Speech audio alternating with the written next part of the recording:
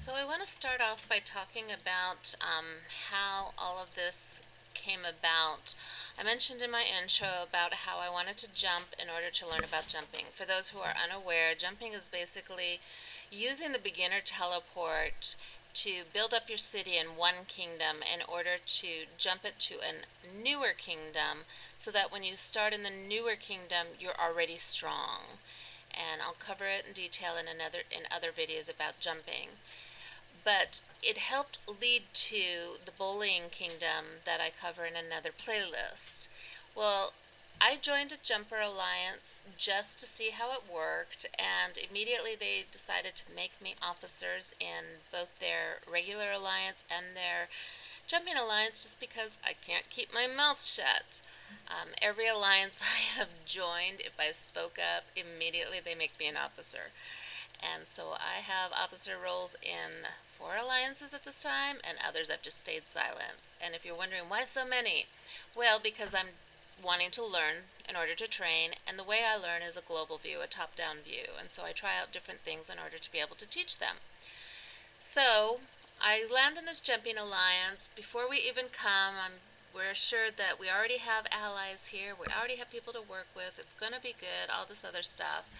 And I'm just going along for the ride, see where it goes. And we arrive, and we all find our way to where we're supposed to go, only to be told shortly after, we're moving, we're going to another zone, get your teleports ready. Good. And some of us had used up our beginner teleports, some of us had started building up our cities already, so we couldn't use what had remained. So a lot of people were asking questions. Why? What's going on? How come we have to move? All this other stuff.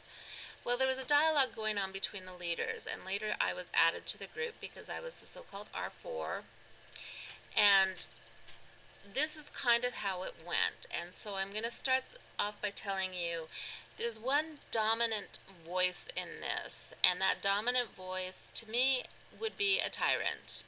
I'll refer to them as bullies because they are a bully alliance, the way they operate. But sometimes there are people who they just can't see on any other perspective but their own, and they have to dominate. I'm not changing the names of these leaders in here. If they choose to change them in the game, that's up to them. I'm only going to change them of the couple people who come in later who had nothing to do with any of the bad stuff. And I'm not changing my names either. If people want to attack me, they can attack me. I'm all okay with that. I'm going to go ahead and read the chat and who is saying it, just because there are a lot of people who don't speak English as their first language, so I want the transcription from YouTube to be available to those people. I did these sidebars over here on the left because I wanted to block out all my messages that I have in private chats. I didn't want other people to be exposed to any kind of antagonistic behavior or attacking behavior on the part of those that tend to bully. These comments I'm not likely to follow at all. They're just thrown in there. But I will do some commentary as we go along. So I'll use my cursor as I'm reading it, and then I will likely pull over to the side when I'm just going to make comments.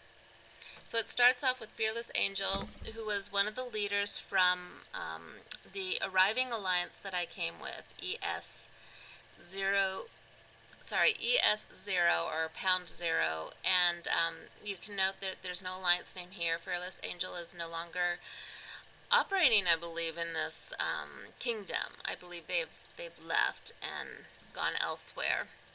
So Fearless created this dialogue between KWP, or now KPW, Kapow, and the ES family, because they were going to do an elite strategist theme for the alliance that I was part of, that I jumped with.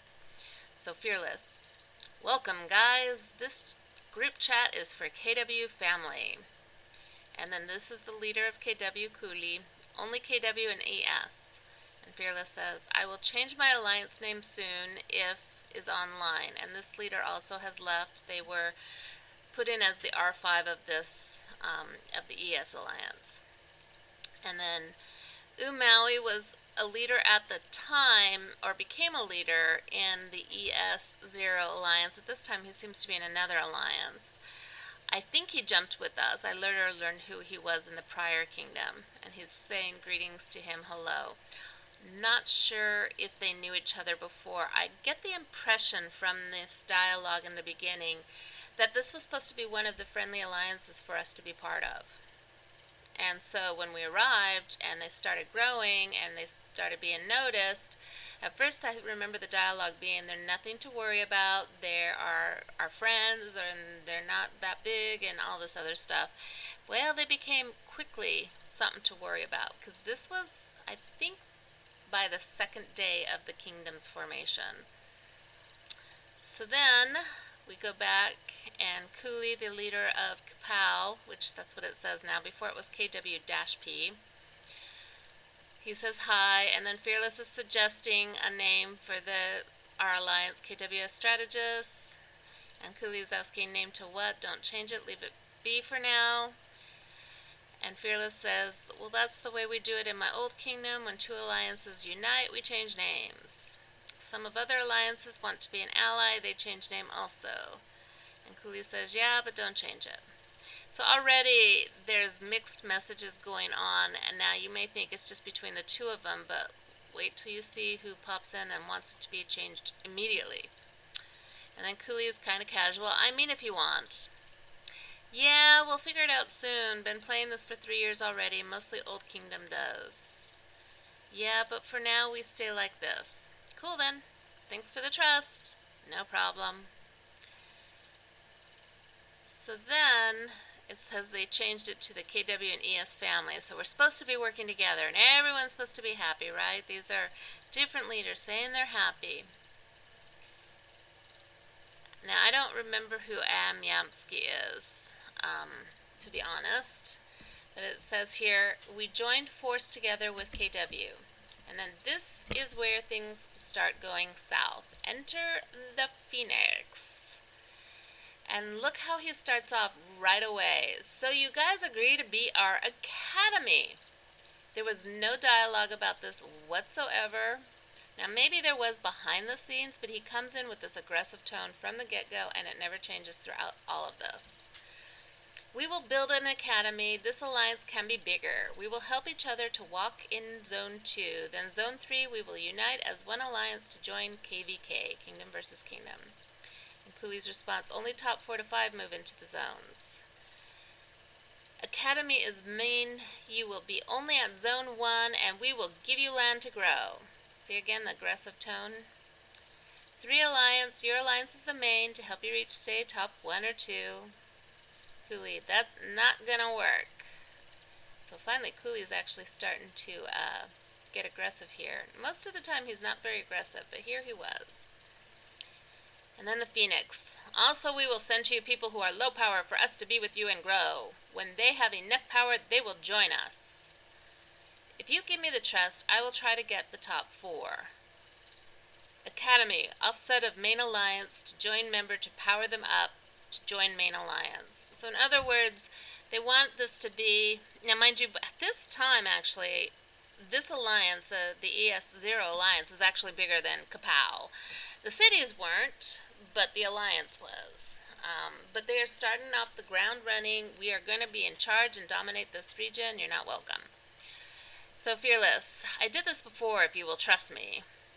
And the Phoenix, we need to gain your trust, but first let's do it step by step, okay, brother? Now, he likes to use the term brother a lot, but when he uses it, it's for domination. He uses words meaning the opposite of what their true meaning is, and you'll see that a lot throughout this dialogue. But, oh, okay, that was just a correction on his prior. 2 solid alliances to get more people. In next few days or months, players will go AFK. Maybe only 1 active alliance will remain. So I think 2 alliance and 1 academy is fine. And the Phoenix. Only 1 alliance and few academies. And then this is another leader from Sky. Most of the leaders from Kapow, most of the leaders from Kapow, they just chime in here and there, and then they go silent because they're obviously being bullied as well. So the Phoenix is definitely a tyrant. And I'm curious about the name the Phoenix. I actually think when you start seeing later, when he starts talking about having been a king before, Likely he burnt the kingdoms to ashes. In other words, lost the respect of everybody. So they got destroyed, so to speak. Anyways, back to the Phoenix. We are the main, you are Academy.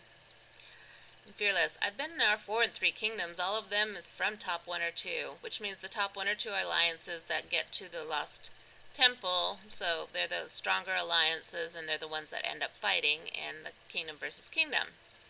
So Cooley chimes in, you are very negative about alliances being AFK. Also, don't worry, we aren't going ARM anytime soon. We are actively gaining power, and members not only that, but in Alliance Goes ARM, we are second down from new members. I really am kind of confused at the verbiage here. I have a feeling like me, he may dictate a lot of his messages, and so it may not translate well. My impression is that he's just pointing out that they're going to be the strong ones and just listen to us kind of thing. And then here's the Phoenix. I was king 3 times. So he probably destroyed those kingdoms if he was. He has to do it again. The Phoenix. Wow! How many power for the king, brother? That was impressive. Now, I don't know Fearless Angel well, but I did jump with him. And what I see here is he is like trying to delve into. I don't think this is really meant to be complimentary. I think it's meant to try to get him out because he's got so much ego, this Phoenix, that he's trying to draw him out and get him to start revealing things. But then when he starts asking for actual information, the Phoenix just ignores him. So Cooley says, laugh out loud, I remember because we was murdered in one. I have no idea what that asterisk out, but, and I also don't understand the was murdered in one. So evidently they've been together, Cooley and the Phoenix. So he's been in one of these 3 kingdoms that the Phoenix claims to have been kinged. And then the Phoenix. The KW project was in so many kingdoms by my command. This time I choose to be co-leader because of not a lot of time to play. So here he is again showing he's got a huge gang. And I'm in charge of this huge gang. When they have to posture, they're not very strong. Fearless Angel. Coolio, I'm not negative. This is Rise of Kingdoms, bro. I know how it works.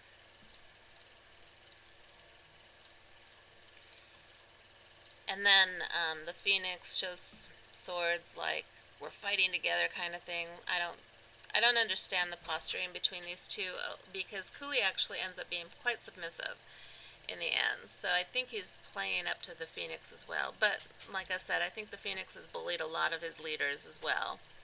So the Phoenix, I will explain it easily. Join as Academy, listen to our rules, make us trust you. You can't make someone trust you.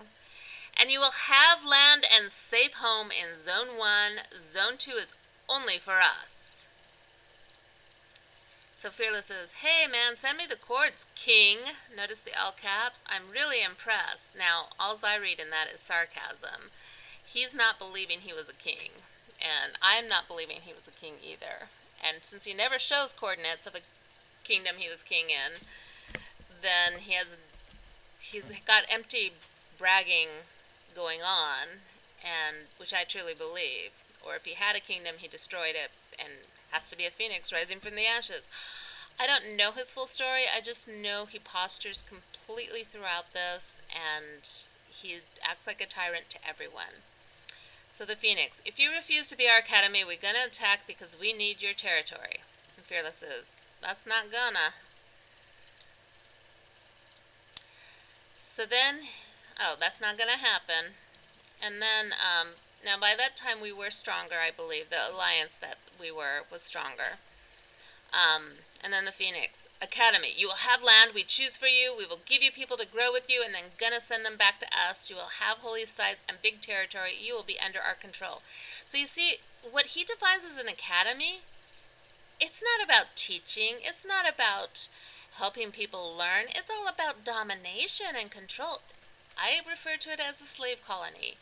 KW has a bunch of slave colonies, and later when I go over the top down and you start seeing how some of the changes have happened from the top down, and then the verbiage of the alliance change, it saddens me. It truly saddens me what he's doing to these other alliances and suppressing them and making them subservient. Now, I know a lot of people say it's just a game. There are players behind every city. And a person who bullies in this game bullies in real life. So you better believe I am going to confront bullies. Now, mind you, in the kingdom of bullies, the people I confronted, I had different responses. And some of them were telling me, I can be anything in this game, and that's why I'm playing. And I'm like, well, the way you play reflects your real life. Some of them get it, and they start changing their play strategy, and they start learning to be responsive to the fact that there are other individuals in this game. So, back to the Phoenix. Okay, so I guess you don't want to be academies, so we need your territory. Soon our flags will be close to you. And Fearless says, I came for peace. And Phoenix, me too, but you don't agree to our terms. So, he wants peace. Right, he wants peace because he wants to control everyone, and that's his definition of peace. Anyone who's lived in a tyrannical government, under a tyrannical government, knows what that's like. And Fearless says, okay, you'll be my boss. So he's starting to go along with it, realizing, this might not be so bad maybe. But I think he was beginning to realize more and more and more how bad it was going to be. Because the Phoenix just keeps pushing and pushing and pushing. And the Fearless is like, you're not a king quality, so why are you acting the way you are? And you'll see that here.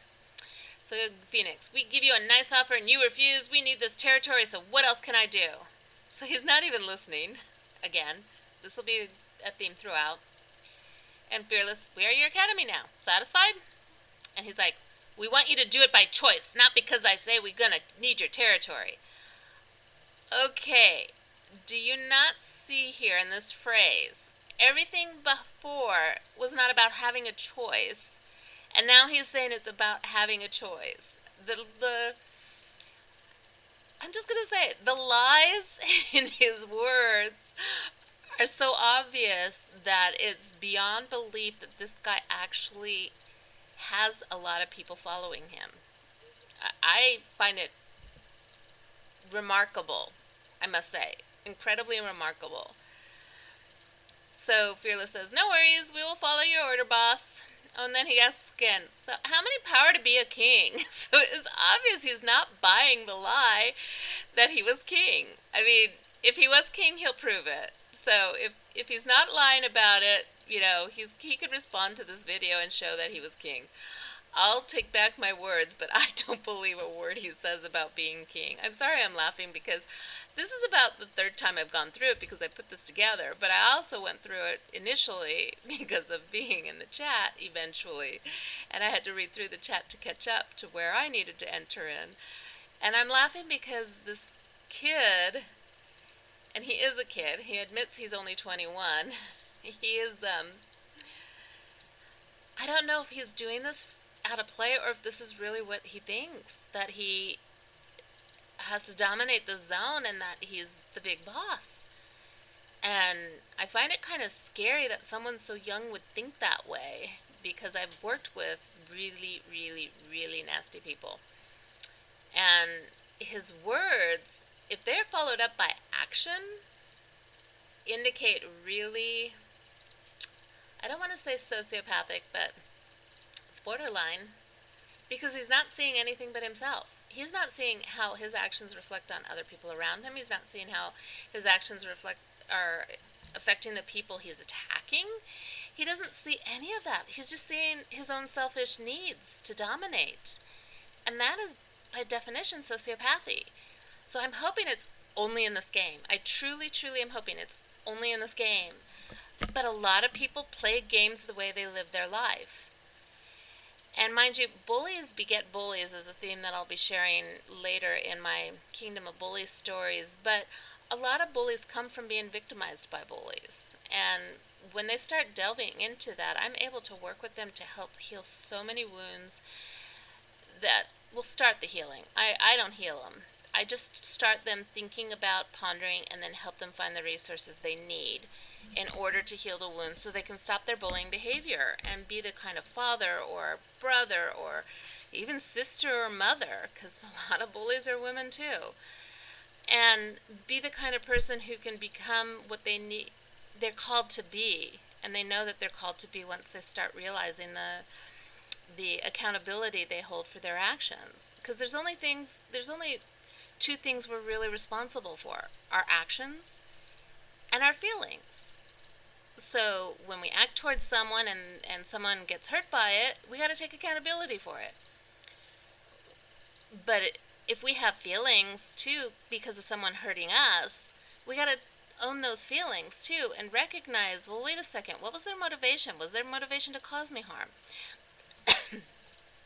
That's another thing that'll be, sorry, throughout my videos too, is look at the motivations of the players. Everyone plays for a different reason. A lot of people play in this game to dominate. I hate to say it, but it's true. They think it's a game of war, and the call is to dominate and be the king ultimately. Personally, I would hate that role. It would be way too much work. And I've been that role in a way in the real world, not king or queen, praise God, but leadership roles where people put you on a pedestal, not fun. Anyhow, the way he's acting here is so reflective of a selfish nature that all he's got is his own thoughts of domination and no regard for any other words being said. I hope people are seeing this, because we all do this to some extent, and we all need to recognize this, but not to this extent. This extent is extreme, if you ask me. Like I said, he's a tyrant. He's not just a bully, he's a tyrant.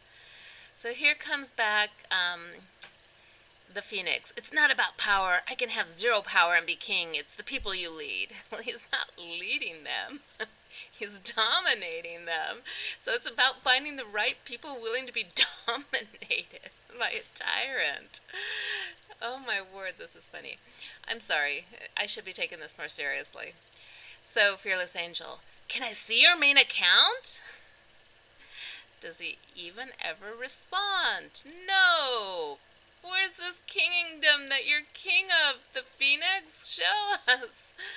Now, mind you, he does have a picture of him as a soldier, so maybe if some people find this somewhere else, you can point out the kingdom where he's king. So then Fearless Angel comes back later, because he never gets a response to, where's your kingdom, king? So he responds, true, I'm in a good side of leadership, don't worry. I was mad yesterday because you're in my as well. Sorry for that, you know how I felt. I don't even know what those words are, but basically he's saying, yeah, I lost my cool. And then Phoenix comes out, let us start the academy thing. First, delete all your flags in Fortress. Second, change your name to KW-P. And then Coolio comes in, no. And Phoenix, question mark, KW equals A. Okay, whatever, this is your name. Third, I will send you a new location you can build your territory in. You will have a large territory and gonna have holy sites. So see how he's just dictating everything. There's no dialogue. There's no conversation. There's not even an argument. This guy doesn't know how to dialogue. Oh, I gotta stop laughing. But it is fun. I have to admit.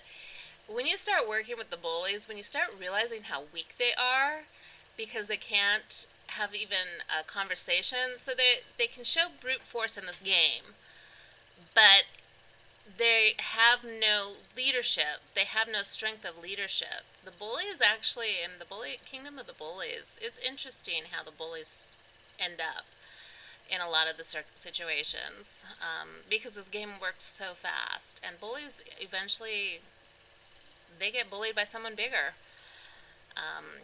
or they learn they have no respect or trust of anyone underneath them, and they get abandoned. So we'll see what happens here. So Coolio, we have like 2, maybe 3 alliances that have P at the end of it. It is very confusing. Oh yeah, this is hilarious, and it still continues. This is so funny. So the Phoenix, when step 1 and 2 are ready, tell me and I will send you the new location. And Fearless is like, don't delete the flags, just simply make a flag towards the sanctum. You no need to demolish the central fortress. How long have you been playing this game, guys? See, by now, this ESO alliance had a lot of territory, was rich in resources, had abundance, good setup, but because it wasn't where the Phoenix wanted it, it wasn't blocking their path, it wasn't blocking their route. They had to build maybe 2 or 3 extra flags to go straight to a certain pass, but it wasn't the pass they were talking about. So it's like, it's all about you are going to be under my control. And it will always be that way with this guy if he doesn't really realize the harm he's doing, not just to himself and others, but just in a very general way. This guy, well, really, he is doing serious harm to himself. So his response, you need to delete flags in fort because soon we're going to build our flags there. As I said, we need this territory. This is why we moving you. And so Fearless is like, you're going to build 1,000 flags here? Because the zone is huge, right? And you never can have enough flags to control the whole zone. So he's starting to reveal what the overall plan is. In other words, he's drawing him out to explain what their plan is, which is, I think he was playing this smart, and I continued it later. So he says 50 flags. Just simple make a flag towards the sanctum. No need to delete. This province is big, guys.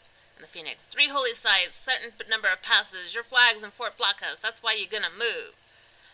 No need to delete our flags. Take all the sanctums if you want. Build flags toward to the sanctum. But I can't because you block us. No, it didn't block them at all. They had a straight shot to the sanctum at that point. That didn't come till later. And that was because one of my officers just started continuing making flags, and I didn't contest it because Kui had told us, go ahead and take the sanctum. So I let him do it. I didn't worry. So here's the Phoenix back. You are against us and refuse to listen for orders.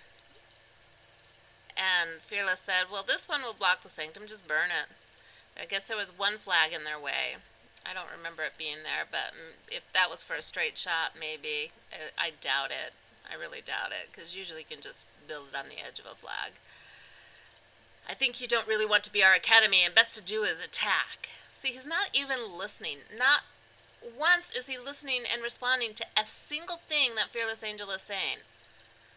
Fearless Angel is being so accommodating here, and he's already on the attack. So from the beginning, he was going to have a war. There's no ifs, ands, or buts about it. And I say over here, he's a 21-year-old soldier acting like a 45-year-old dictator. And since he's in the military system, and I say likely a private and might want leadership, he's trying to act like a general here. But he has no leadership skills. All he has are threats. It's like, and he's causing great harm. Boy, is he causing great harm.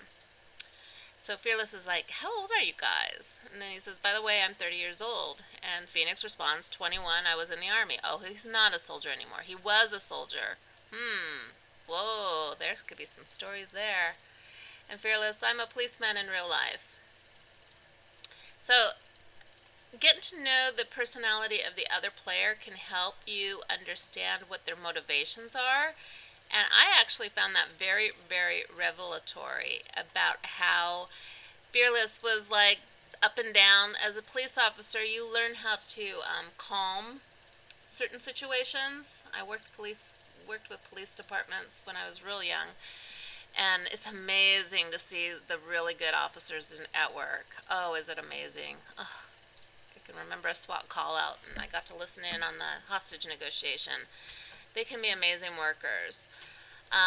So from this, I can actually already tell that Fearless Angel has been talking down people from ledges, so to speak, or from really bad situations in his workplace if he's a police officer.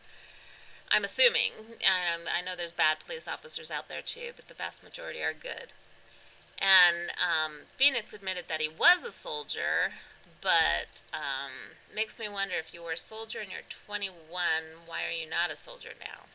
Well, judging just from his attitude in all of the dialogues, and this is just the beginning, there's more to come, he would not have worked out in a military situation. You don't try to dominate when you're a soldier, especially a foot soldier. You don't even try to dominate as an officer. good leadership, good leadership does not involve domination. And his that is his modus operandi from the beginning and continues throughout this whole thing. And that's one of the reasons why I wanted to make this video, because I don't know what his motivation is except from what I can tell from his dialogue. And since he never wavers from the domination theme, that is his motivation. My concern was later, because they were associated with so many other alliances, was this a huge effort to dominate the whole kingdom? And I'm still trying to figure that out. I have to reach out to some other leaders because I need to find a home for this alliance and new leaders for this alliance, because I didn't come to lead. Even though I'm in a leadership role, I didn't come to lead. So anyways, back to this. So Fearless Angel says to the Phoenix, very young. Bro, it a waste of time. What are you decide? So the Phoenix doesn't like to be confronted on the fact that he is so young. And Fearless is like, be patient, okay? Just burn them all, kid. Get all of this land. I'm not greedy after all. So it's obvious he's beginning to realize working with the Phoenix is not going to work. And I think this was about the time he was saying, hey, everybody, let's just move to another zone. But he wasn't communicating that well, and so many people were lost that I'm like, hey, I'll stay with them and we'll get this figured out. And so I was brought into this conversation later to take over the alliance to figure it out, and I had no desire to stay where we were, but we'll get back to that in a moment. So the Phoenix comes back a little later.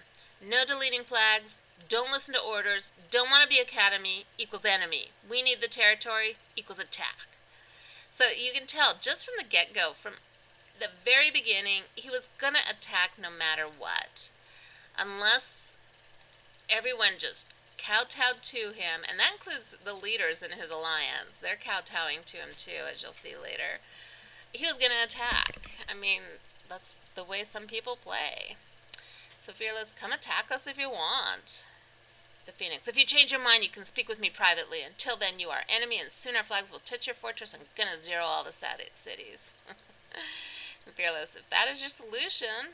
I mean, he's so casual about it, and I end up being kind of casual about it too, but I confront him more with words, because I think Fearless, like me, knows how to draw out conversations, and as a police officer, he would learn that skill.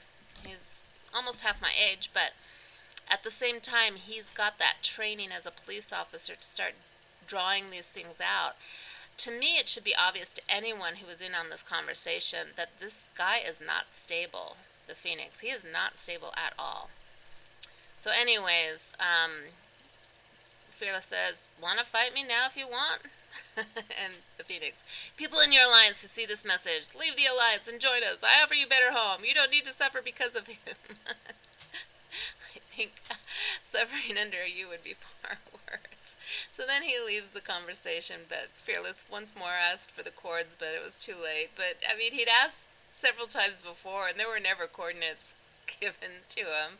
So he's not going to show where he was king. And so Fearless goes, I will tell all people in this kingdom how greedy are you guys. And then this guy from another leader, he left. So Fearless leaves. And then this other officer, what now?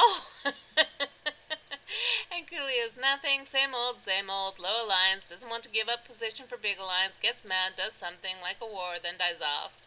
We don't want a war, but we will take the sanctums and what not if it is needed. So when I see this from Cooley, to me I see someone who just casually thinks it's okay to let him just have his way and mow over the smaller alliances. Again, not a good leader, but also someone who is just poo-pooing off that his actions don't have an impact. And to me, he is weaker than Phoenix in some respects, stronger in others, like he doesn't attack from the get-go. He was kind of accommodating in the beginning, willing to listen.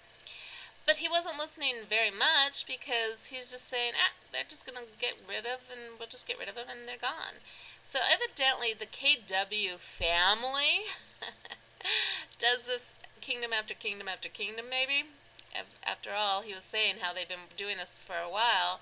So they must go to kingdoms take it over and then destroy it because no one will follow them.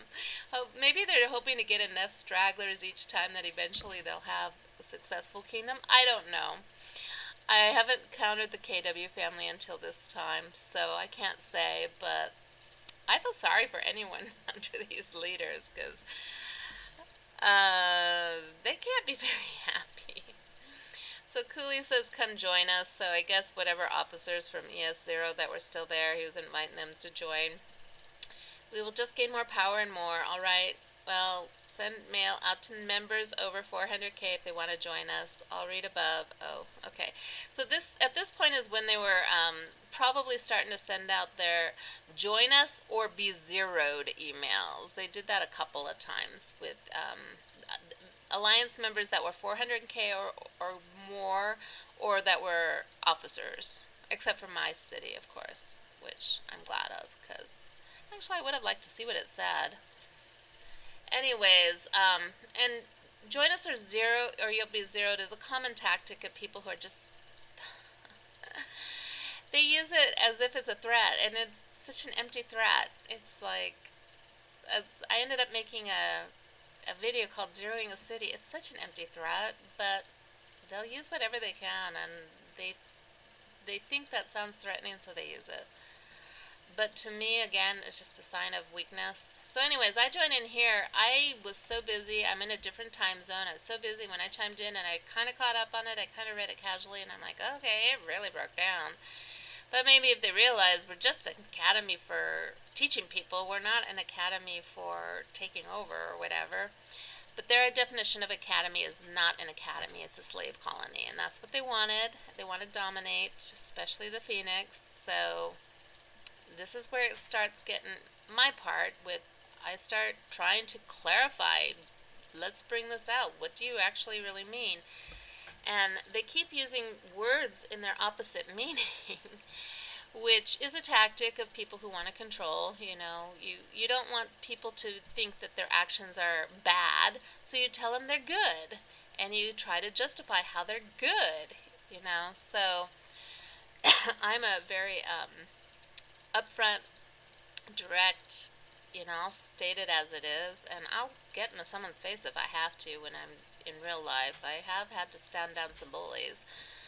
The weapons I use, though, are not guns or knives or anything like that. They're my words and the power behind my words. And fortunately, I've never actually had to face a fight because I said enough to stop whoever was on the attack.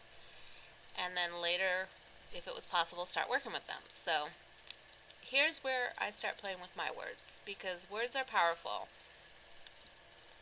So, hi guys, I'm just catching up on this chat. My day was busy and I'm in a different time zone than most of you. They have handed over leadership to me at my request. I prefer to create an academy, but one geared towards true training leadership, conflict resolution, and warrior skills, the latter which are my weakest area.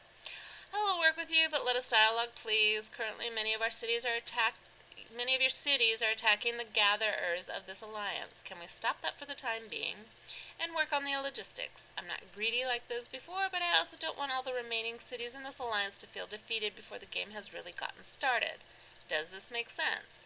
Now, one of the reasons I say that is because so many people are brand new players and they just trounce over them.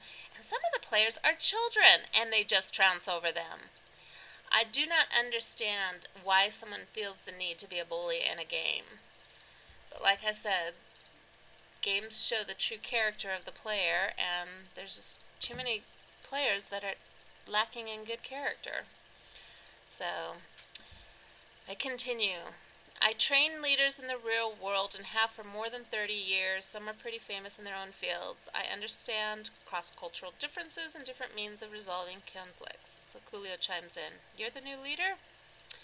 I am, and I want to work with you. I'm not about building one of the biggest alliances. I'm about building up individuals within the game. A true academy, but one that works with real lessons and not just a feeding alliance to other alliances. Does that make sense? You see, before I jumped, I was actually asking the leaders of the alliance I jumped with, what is the meaning of academy in this game? Because it doesn't seem to be what I would think of as an academy.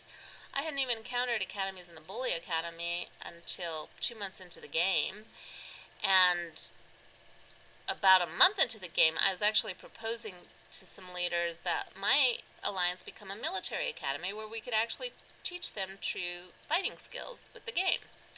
So my perception of academy is different than what others have in this game, but and it's very different from the Phoenix. So if you understood the real world work I've been doing, you would understand better how I am able to help people see things with fresh eyes. And then Cooley's like, yeah, that's good. And then he shows the coordinates of the sanctum that was kind of under contention. And he said, take this. So see, he's telling us, take this.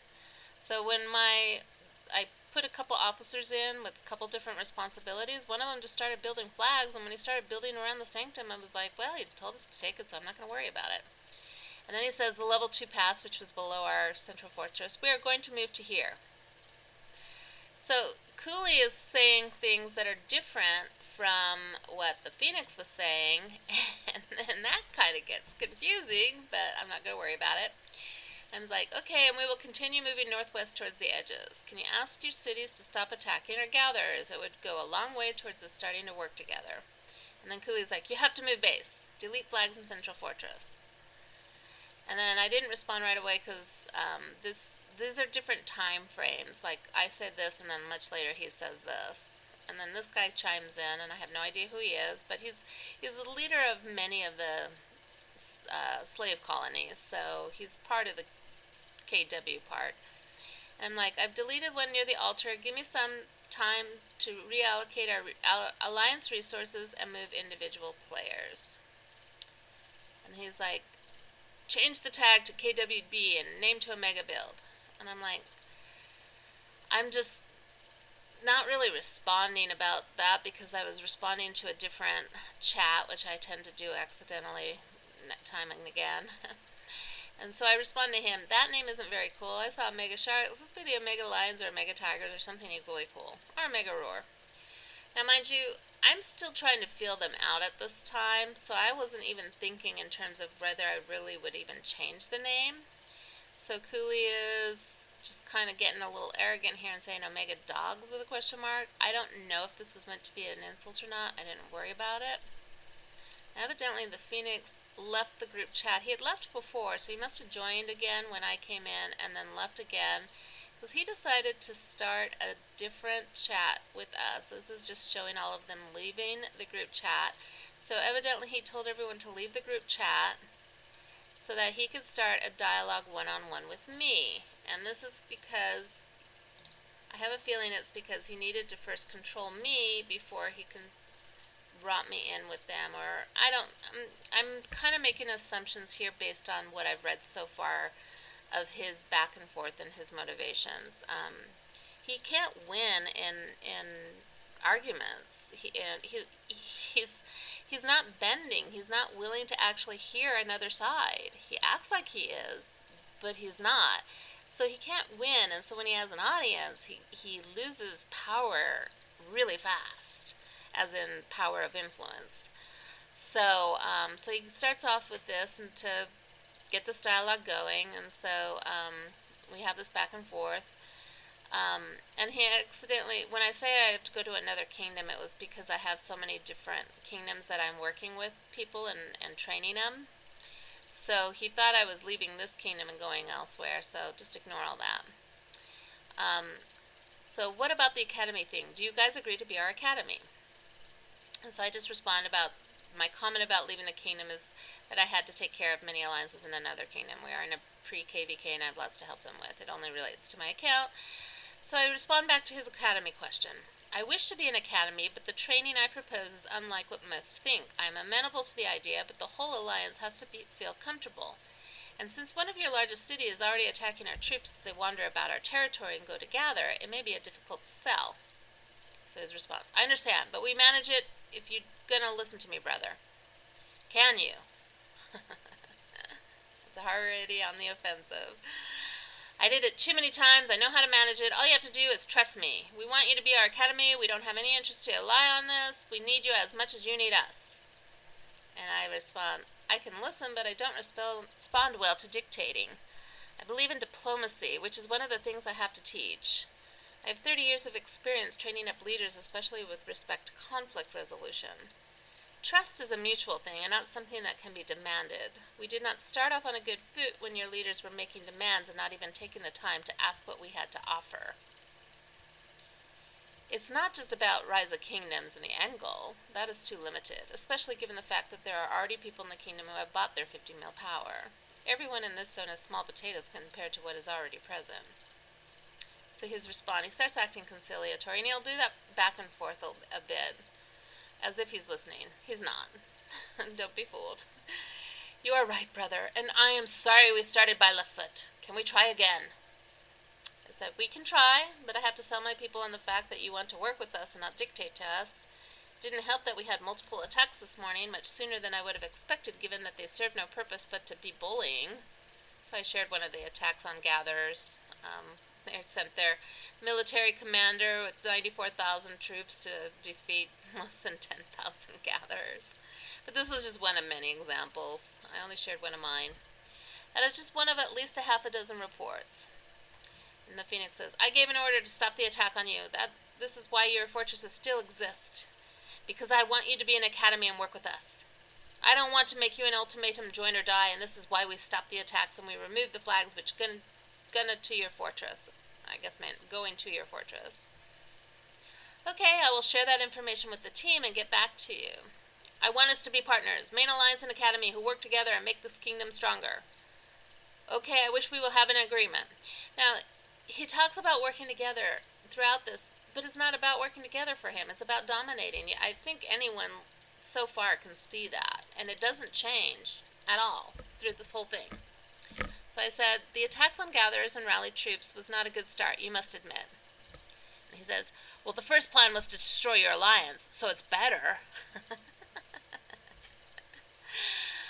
When you're going to agree to be our academy, speak with me, okay? I will make sure to give you respect and honor about that. Also, when you agree you have to remove flag and fort, and I will give you good territory and you will have holy sites, I have to ask you move because the way is on our growing path. So again, it's just domination all throughout this. So I say, well, I have to speak with my alliance team. I don't lead by dictatorship. I lead by counsel and giving a voice to all. Okay, waiting for your answer. He doesn't wait very long, though. He's not a patient man. I should ask you, what territory were you looking at for us to move to? I've been clearing the fog a lot, and I see a great deal of open space on the eastern flank. I still haven't talked to my team completely because I want a clearer plan in place. And so he shows some land, and it's way up in the north, and there's already an alliance there when he shows it to me. And so when I start realizing he's going to have us attacking other alliances, then I begin to get stronger. He says, fortress here and a lot of territory above, including holy sites. But I need to know you are loyal to me if you're going to agree to be academy. Loyal to me. See that word? Loyal to me. When someone's demanding you be loyal to them, that's master-slave type of mentality. You don't demand loyalty. You can invite it. You can encourage it. You can have it as a mutual. But as soon as you start demanding it, that's tyranny. We waited long enough. What is your answer? I don't even remember how long it was between this and this. It wasn't very long, though. So this is the area where he was showing, up here in this area. This was already there. So obviously it was a small thing. And it wouldn't have bothered me, to be honest, if it weren't for the fact someone was already there. And I said, I'm still clearing the fog where you suggested, and now I'm off to bed. Now, mind you, it was after midnight my time, but it was probably middle of the day. So his response, then you don't really want to be an academy. Don't try to take the level 1 holy site, or you will suffer. Remember my word. You don't agree to be our academy? Question mark. So I'm sleeping all during this time, and he's throwing these out. And I wake up and... Oh, I didn't put the email in. So I had sent some kind of email. I should put that email in. Sorry about that. And he asked, I saw your email. Are you here? I am here. He says, you were right about the communication. I will ask one last time. Answer by yes, no. And then we will see what we're going to do. Do you agree to become our academy? We all don't really know if you do want to become academy or enemy. So those are the two choices. Be our academy and our slave colony. That's what the academy means to them. Or be our enemy. Nothing about being an ally or friend. Or, mind you, he probably defines ally as someone he's dominating over. So, he's a tyrant. So I respond, I want to know how we will define academy. I already explained it to you. You talk like we are servants to be dictated to, and that is not working. I want to speak with other officers, and not just with you. You go from conciliation to threats back and forth so quickly that it is like playing ping pong. Agreed. Accept friend request. So then we get into a group dialogue, and I end up inviting the two officers I had started bringing on board, but they weren't actually officers yet. Like, one of them had experience playing the game, but I don't know if he'd ever been an officer, and we had good dialogue, and he had good insight. And then the other one, she was a weak city, but she had experience, and she wanted to deal with helping people come and go into the alliance, and so I put her responsible for that. But I didn't know either of them very well. One had jumped with me, so I knew him better, and I felt comfortable with him. The other, she had her ideas, and she would just go whole hog on them, which a lot of people will do if you make them an R4. They have their ideas and they'll go with them. They don't think to talk about it with their team. They don't know how to be part of a team yet. So she did not.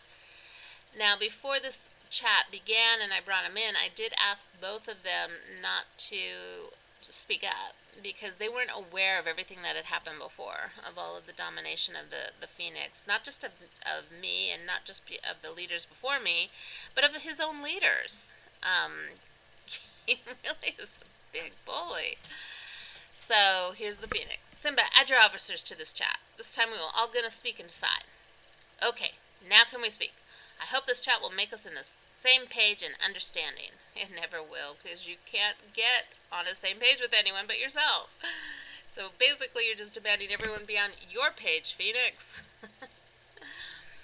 So Mr. Elmo chimes in. This is the first time I've had any interaction with this guy. He says, I understand the leader of ESO, bro. I vote to give that sanctum to them. That is my opinion, but it'll be in your hands now. So in other words, he's been telling them what he wants, and some people are saying, why are you not just balancing between the two? He chimes in from time to time. Some of the others do too. Mr. Coco here, who's one of his officers, actually, he doesn't show he's... Does he show he's part of an alliance at this time? He might, because of when I grabbed it, probably. But he actually wanted to join my alliance in order to go after the Sanctum, as did others from his alliance, and other alliances as well. And that probably was what my email was about the mixed messages between Coolio telling us to take the Sanctum, other officers wanting to join for the taking of the Sanctum so they could share in the rewards, and that I would like to be able to offer that opportunity for people, that kind of thing. And I think that's when he chimed in about up above in this dialogue about if you take that Sanctum you will pay the price kind of thing, remember my words kind of thing. So that might be what it was a response to, was when I mentioned how there was all these mixed messages. Cooley told us to take it, and others want to join to take in the taking, and it's there, and we should take it before anyone else does, that kind of thing. But Mr. Domination, the Phoenix, he will not concede an altar. In fact, later I warned any alliance that had taken an altar in the zone, they're going to come after you. And if you're going near a pass, they're going to come after you. And sure enough, they have destroyed many small alliances that dared to build where they didn't want them to build. So it's sad to see that. It's really sad. I don't like it when the small guys get trumped because of people like this that have this viewpoint of domination and having to be control of everything. I've dealt with many of them in my life, but fortunately some were able to adapt to being a good leader eventually and learning to work with others. Others no, especially in the corporate world, because people are very focused on moving up a ladder. So that's probably what he's focused on, moving up a ladder in ROK. Not much of a ladder to aspire to, though. So the Phoenix. The plan was to give them new land because we need the current land, the Sanctum, and the level 2 passes there. Need. Now he uses the word need. He doesn't need anything. He wants. Well, maybe he does. Maybe he needs it. Maybe that's how he defines his identity, is owning all the level 2 passes. I don't know. He can't own them all. He's got to have his alliance slave colonies own some of them. And Mr. Elmo, okay, you don't need me to this meeting. So he's obviously seeing, my word means nothing to you, dude, so why am I here? I mean, it's kind of like, I think a lot of them must be feeling that, because he's the only one who speaks out and dominates the conversation, and anytime anyone chimes in, they're kind of like scoffed at and tossed to the side, and so he bullies his leaders just as much as he bullies the people outside his alliance. The new land we're going to offer is big and has sanctums and altars, but as Academy it won't have access to Zone 2, only top 6 alliance allowed to enter Zone 2. Mr. Coco, I think Simba want you here. He sent you mail too, and he wrote good on you in that mail. And Mr. Elmo, I will listen to you guys. And then he shares a level 2 pass.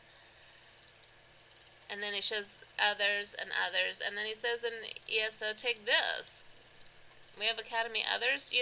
He's pointing out the fact that can only own certain numbers of passes, and others can own others, but what he's not realizing is the definition of an academy is a slave colony. And I don't know how well he'll feel about that once he realizes really what Phoenix is up to. I wonder how the other alliances that are part of the KW family act, because if they act like Phoenix, this kingdom is doomed. So, my response, I have no desire to enter into Zone 2 and did not have intention to head that way. I do feel we should take the level 1 sanctum before others try, and I'm willing to let in Mr. Coco and a couple others to share the rewards. Other alliance leaders have approached me as well to enjoy the rewards, but I ignored them. I want to bring clarity as to what it is meant by an academy in the Phoenix. The problem is we need all your territory. This is why we offer you new place, even better place, and by doing that you will be our academy. I will show you our progress map and why we need you to move. I said, I want to truly train people, especially with leadership, conflict resolution, and diplomacy, something very lacking in this game, and something he is not capable of learning at this time. He would have to have a serious wake-up call to get out of this domination mode, this guy. And what I mean by that is sometimes when people get really stuck into a specific tunnel vision, they literally need to be like smacked off a horse like St. Paul, or just something really strong. People have heard the phrase hit rock bottom. Like drug addicts, they have to hit a spot where all of a sudden, boom, it's like water in the face. Oh my goodness, what am I doing to my life and to those around me, kind of thing. Well, this guy is so deep into his domination mentality and his tyranny that he needs a serious wake-up call. And I don't know how he'll get it. I don't think it'll be in Rise of Kingdoms. But if it's in the real world, I worry about the people he's hurting. I truly, truly worry about all the people he's hurting.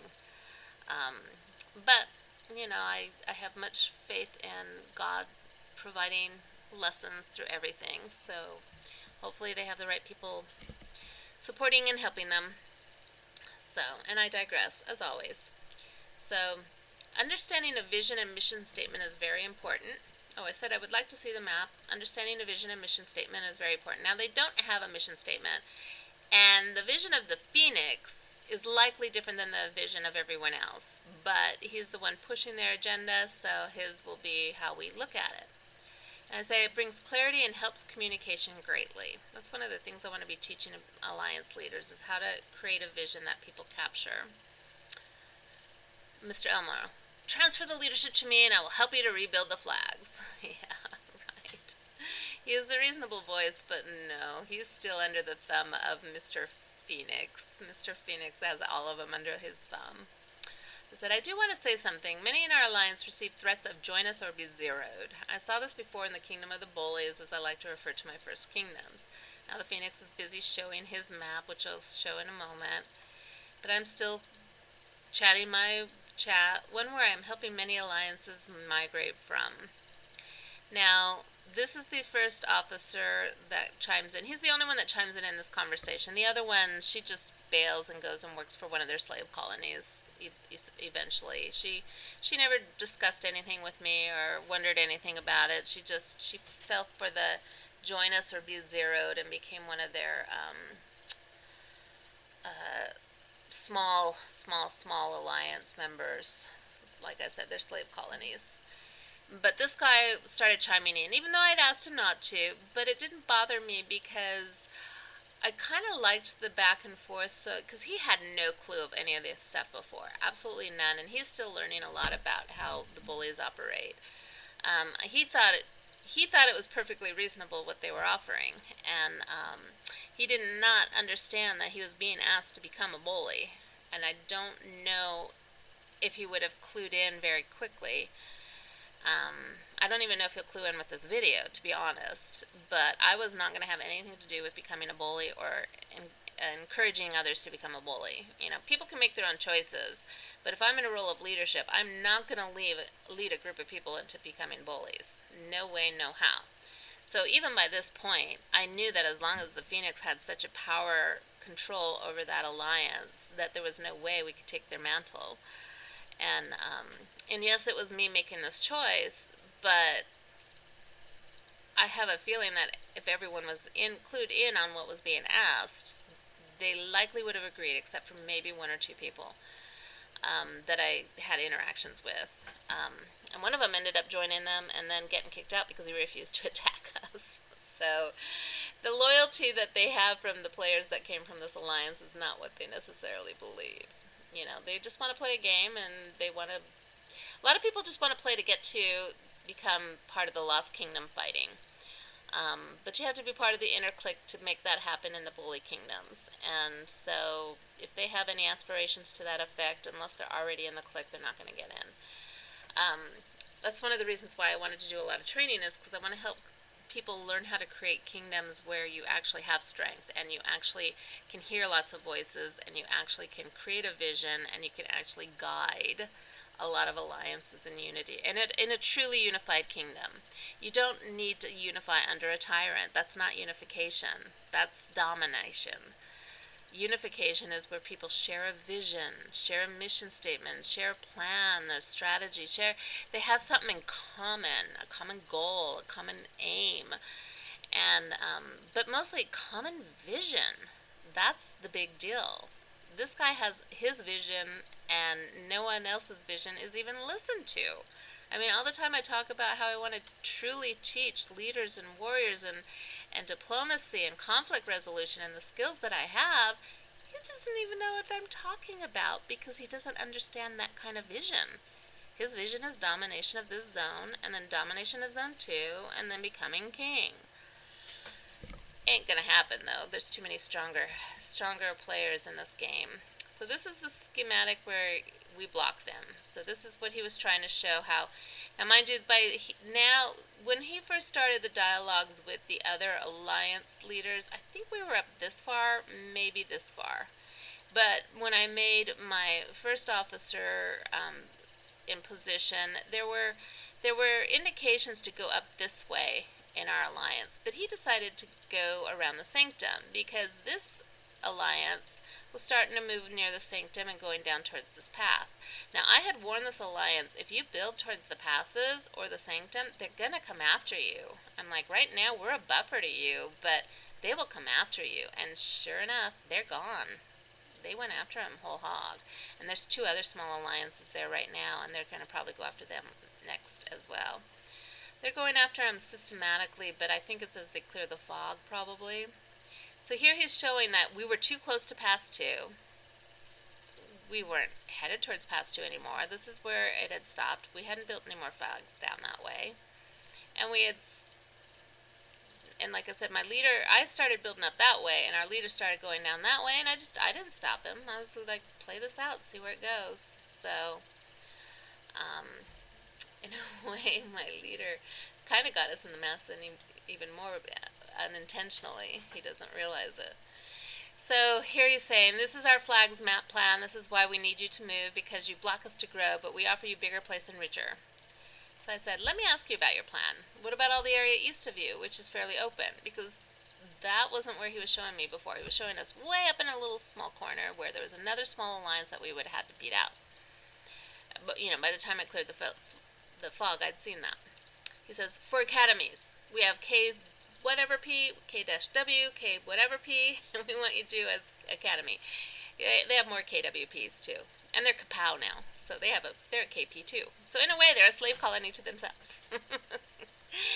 He says, all of the region is big. We have nothing to do with all of it except of give it to alliances who loyal to us, and together we both grow for same mission, prepare our kingdom to KVK and train people. So what he's trying to define here is they'll control the whole zone, they'll have all their slave colonies, they call them academies, they'll train them for KVK and going into winning the kingdom and going to the kingdom. So he's already crowned himself king, essentially. First king of the zone that we're in, and he's already talking about we are preparing our kingdom for kingdom versus kingdom. So he's already crowning himself king. So he wants to put another kingdom into ashes if he truly did that with 3 other kingdoms as he claims. So I understand, but I want you to understand something as well. Threatening smaller alliances does not sit well with me. And give is not a term I like either. We should work together, not have to be subservient. That kind of attitude leads to disharmony, disrespect, and distrust. True, and that's why we tried a lot of times to make you be our academy. See, listen to this. Make you be. The words he used are all about domination, and he doesn't even see it. It boggles the mind, the immaturity of his communication skills, that he doesn't even see how his word choice reflects on him.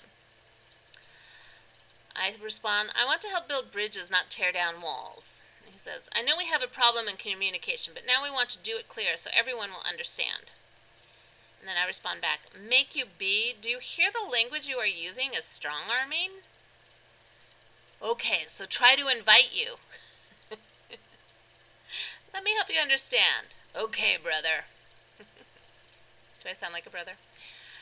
For 3 decades, I have been training leaders, building up communities, resolving conflicts, and teaching perspective where few had it. I'm a big-picture thinker who is able to train people in so many aspects of different situations.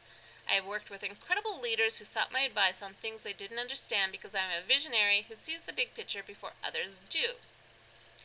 And his response, and that's why we need your help. You just need to work with us. See, listen to this.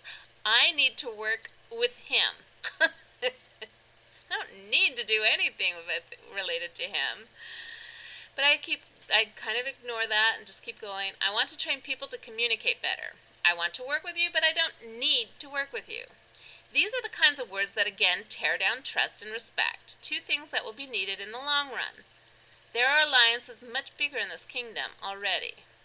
You will need the strength of numbers. And then my officer chimes in, we'll be allies in different alliances. Okay, so it didn't really do anything. He's calming the waters, and he even admitted later he was trying to calm the waters. Not that I needed them to be calmed. I actually like it when people respond to confrontation because it shows their true colors. I mean, even look at my words. You're seeing my true colors here too. You might think that I'm too pushy. Make your own opinion. I'm saying what my opinion is based on my experience working with bullies over 30 years. But the numbers should not have to be subservient, but be able to work alongside.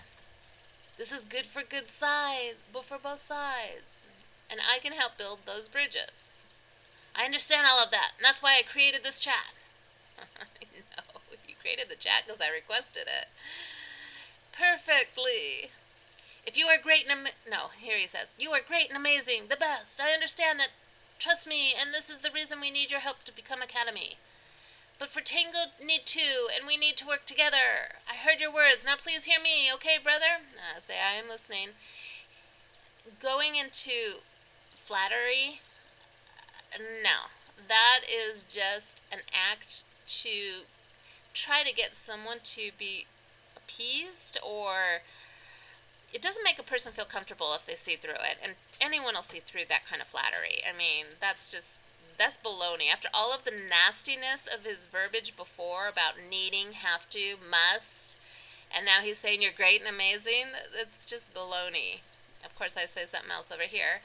So I'm listening here just to see how far he's going to take this, because it's obvious he's starting to try another tactic, but it'll fail because he's not a very, I don't want to say he's not a smart communicator. He's an unbending communicator. He doesn't know anything but his own vision.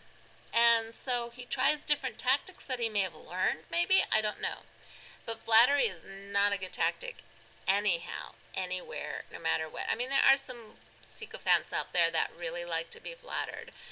Don't get me wrong. They just happen to be the kind of leaders that I avoid, and I even ask my bosses not to make me work with sometimes, because I won't flatter a sycophant. And if I see someone mistreating another person, I speak up.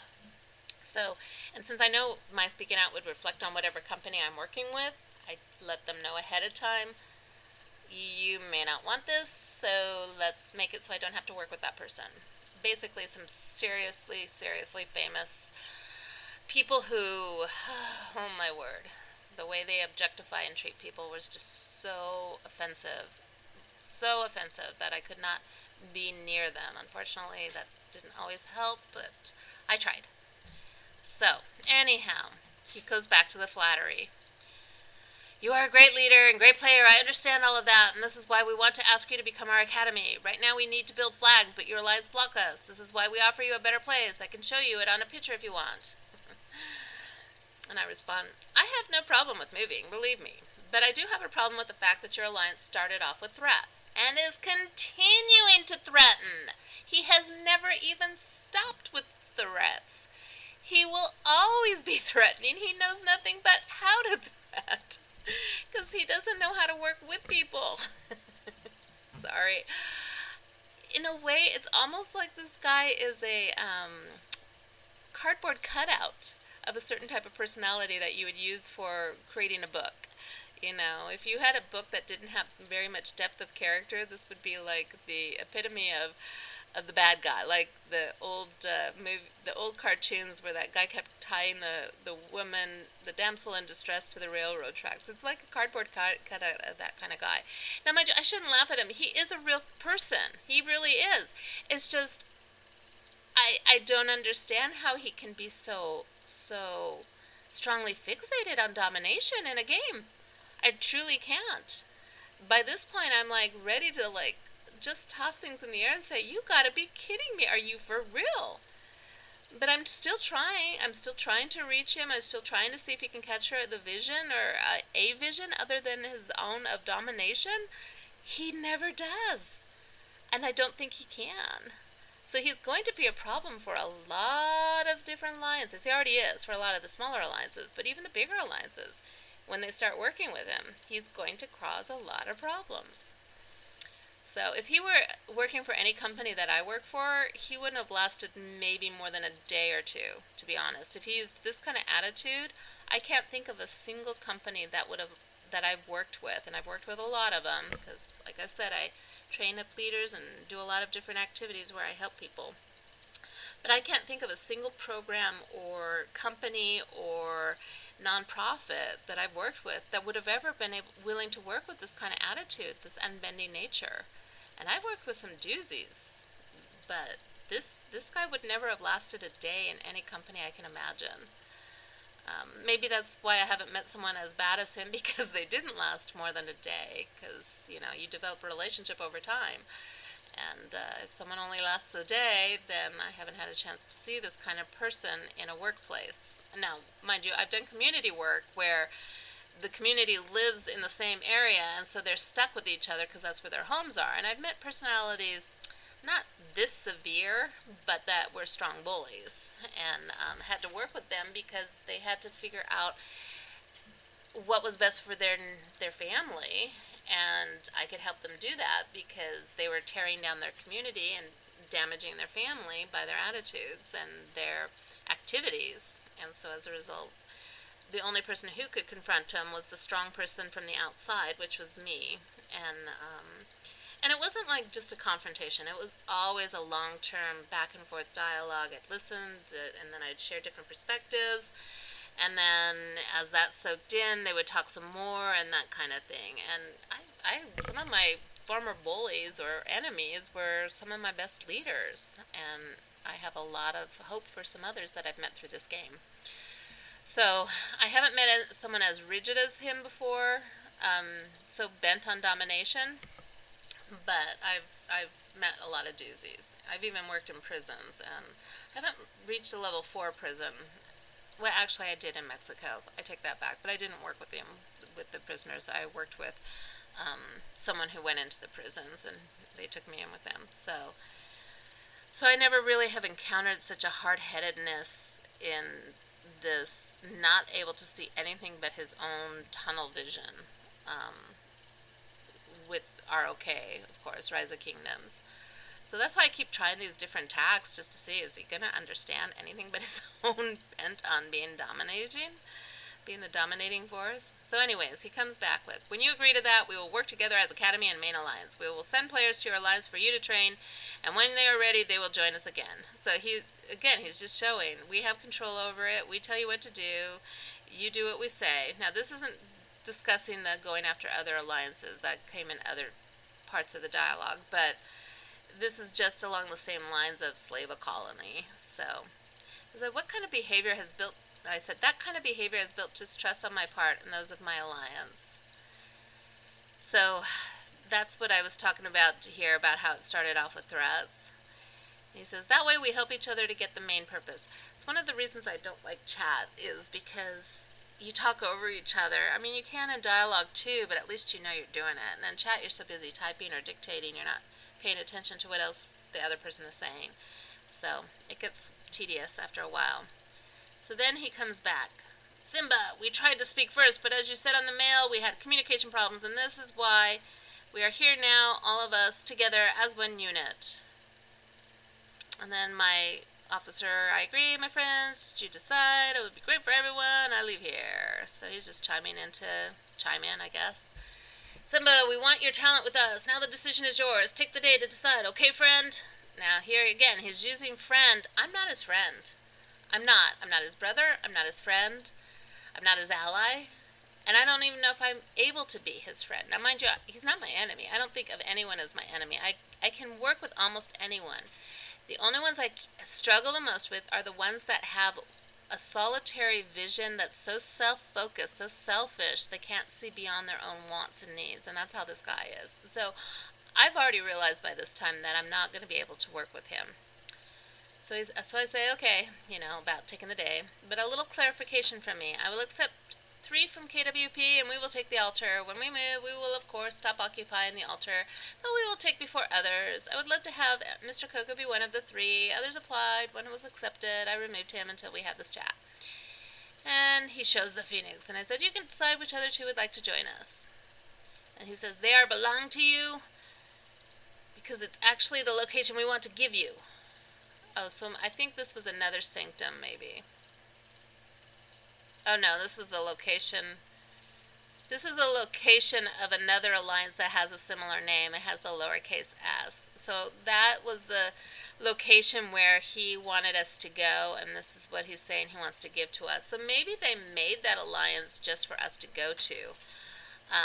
I don't know. I haven't even looked at the alliance, to be honest. I noticed it was similar in name, and I thought that was kind of ironic, but I didn't really pay attention to the fact that he actually offered it to us here. Oh, whatever. So I say, sorry, I might not be clear. The level 1 sanctum needs to be taken before others try. Mr. Coco wants to be part of that. As have others, I would like to invite 3 from KWP to join the alliance for the rewards for helping take the sanctum. He says, for now, don't take that sanctum. I need to know your answer first. You have the day to think about it. If you want to be our academy, until you get a decision, we want to keep the situation neutral, which means both of us don't take the sanctum until a decision will be made.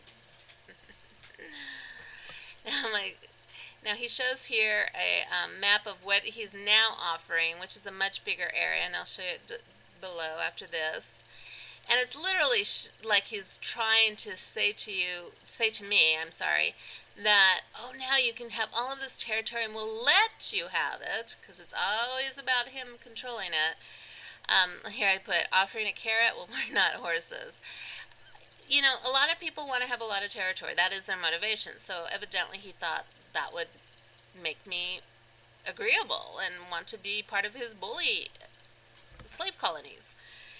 And so he's doing his own thing, his own way. He's not thinking outside of his own small box. And my officer chimes in, "I like you. Very reasonable." I think he meant I like it. I like it, not you. But something got lost in the translator. Here he says, "This is the territory we offer you. It's bigger than you have, and by moving there, you will be our academy. We will help you to fight the alliances there if needed, but as you can see, it's between KWP and KWP. It all belongs to the KW family. By agree to join an academy, you will have it." So what he's telling me is every single alliance that is not one of their alliances is going to be kicked out, and they will help us kick them out. And mind you, I had been reading this behind the lines all the time, but here he finally outright says it, that that is their goal. Now, it'll be clarified even further from an email in the forthcoming. And then my officer, "I thank you, brother. I hope we will work together." I think he never really clues in to what is being asked. I don't think he would be agreeable to the idea of attacking this alliance just to have the territory, attacking this alliance. Other alliances were over here. They got attacked and they got destroyed by the KWs. Actually, over to the right. Sorry, there's too much fog here. But see, this is this is where they're congregated. This was all open. This is their little farm colony where they say, "Come farm, be a good worker." So that's one of their slave colonies. It's bigger now. That's one of their slave colonies. This was one of their slave colonies. There was another one over there. They're both KWPs. Another colony or another alliance was up here later, and it became one of their slave colonies now, and it's also a KWP. They must like that number P. I think it's because they think it's power. I don't know. But they want to dominate the entire zone, and that's what they wanted us to help with. And I don't believe in working with tyrants. And so he says, in my view, we were already working together. Again, he's not really cluing in here to what is being asked. Hopefully when he sees this video, he'll understand. And then Mr. Elmo, nice to hear the statements. He liked hearing the statements from above that it was starting to look like we were working together. No, we weren't. There's no way I would ever ask anyone to become a bully. Never, ever, ever would I ask someone to be a bully. I've confronted bullies, and believe me, it takes a force to confront them, but I was that force, and I can be that force for others. That's the reason I go with the roar theme. I help the silent find a voice, and the voice can be loud enough to be a roar in order for them to stop the tyranny in their life. At least that's my hope with my channels. So, we will grow together, my friends. We write this today.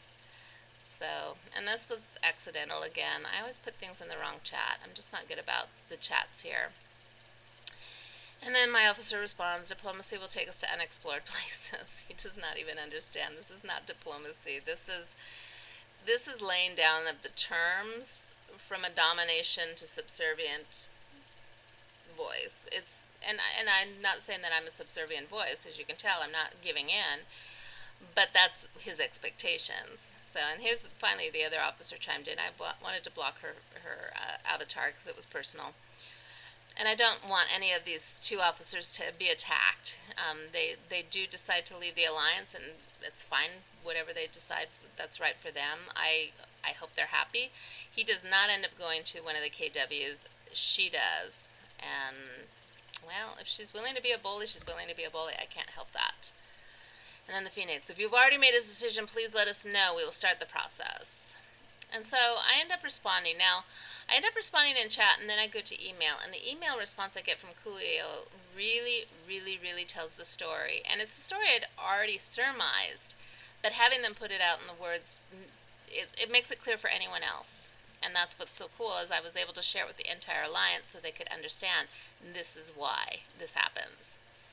So I say, "You demanded an answer by the end of the day, and although your day may have ended before mine, I'm actually complying, so to speak," because it was close to midnight, or it was after midnight, my day. Judging from the manner of how our conversation in the group chat earlier today went from dialogue to demands from you again, I can honestly see that working with Phoenix will not work. The ping-pong fashion of conciliation back to demands is not tenable, so I hope that your alliance can find another to work with me. Mr. Coco offered to come on board to help. That may be workable, but as an R4 to start, as we would need to build up a relationship of trust and respect. Eventually, and hopefully soon, I hope to pass the reins of the R5 leadership to one that the Alliance can support and work with. Now, actually, it was Mr. Elmo, not Mr. Coco. Mr. Coco just wanted to come on to get the Sanctum rewards. So, I misspoke there. So as I have mentioned time and time again, we will be an academy, but not in the manner that you must be thinking. My understanding from very experienced players is that an academy is simply a subservient location for you to put players that you want control over, or something of the kind. At this time, I'm not willing to put on the label of KW. My experiences in my first kingdom were such that bullies and thugs were taking over from the beginning. Jumpers who came in large numbers grew fast, threw lots of money into their game, and then started going after the smaller alliances. So then I decided, chat is not working, I will send a 4-part email. I'm very good at long emails. I was going to send a 4-part, but I could only send 2 because it's new in the kingdom, and so it's limitations on how much you can email. So I was able to send 2, and then I went to another account, and then I came back. But I'll read the first 2, and then I'll read the response I got from Coolio. Because he responded after part 2 before I had a chance to send part 3 and 4, and after I got the response, it's like, there's no point in sending anymore. They're bent on domination. They're bent on attacking no matter what I say. So it wasn't that I was unwilling to move. I was perfectly willing to move, but I wasn't going to stay in the zone where they're trying to bully everyone out, and they would expect me to work with them. So I just wanted some time to figure out where to go, and by then other alliance leaders kind of started reaching out, but then after they attacked us, I got a lot of them reaching out. But I still haven't decided at the making of this video, because I wanted to communicate with the main alliances in 2 zones that have come out just in the last few days, last week, just because I don't want to enter a zone only to be attacked again. And I've gotten a feel kind of from word of mouth what they're like, but they still say, one of them still says they're affiliated with the KW family, which really bothers me. They say crew and KW, so it's almost like there's this huge conglomeration that's arrived here in order to dominate the entire kingdom, which means I may not want to work with any of them, but I want to find a way to have leadership in this alliance. It's got great resources available. It just needs a territory to land in, and then someone else can take over leadership. I just don't want to give it to a KW bully. So I can never abide working with bullies. Point blank, never will be there. So the Phoenix, sorry dude, you are a bully and a tyrant, and I could never work with you because you insist that I'd have to work for you and become a bully, and you're not a good mentor, sir.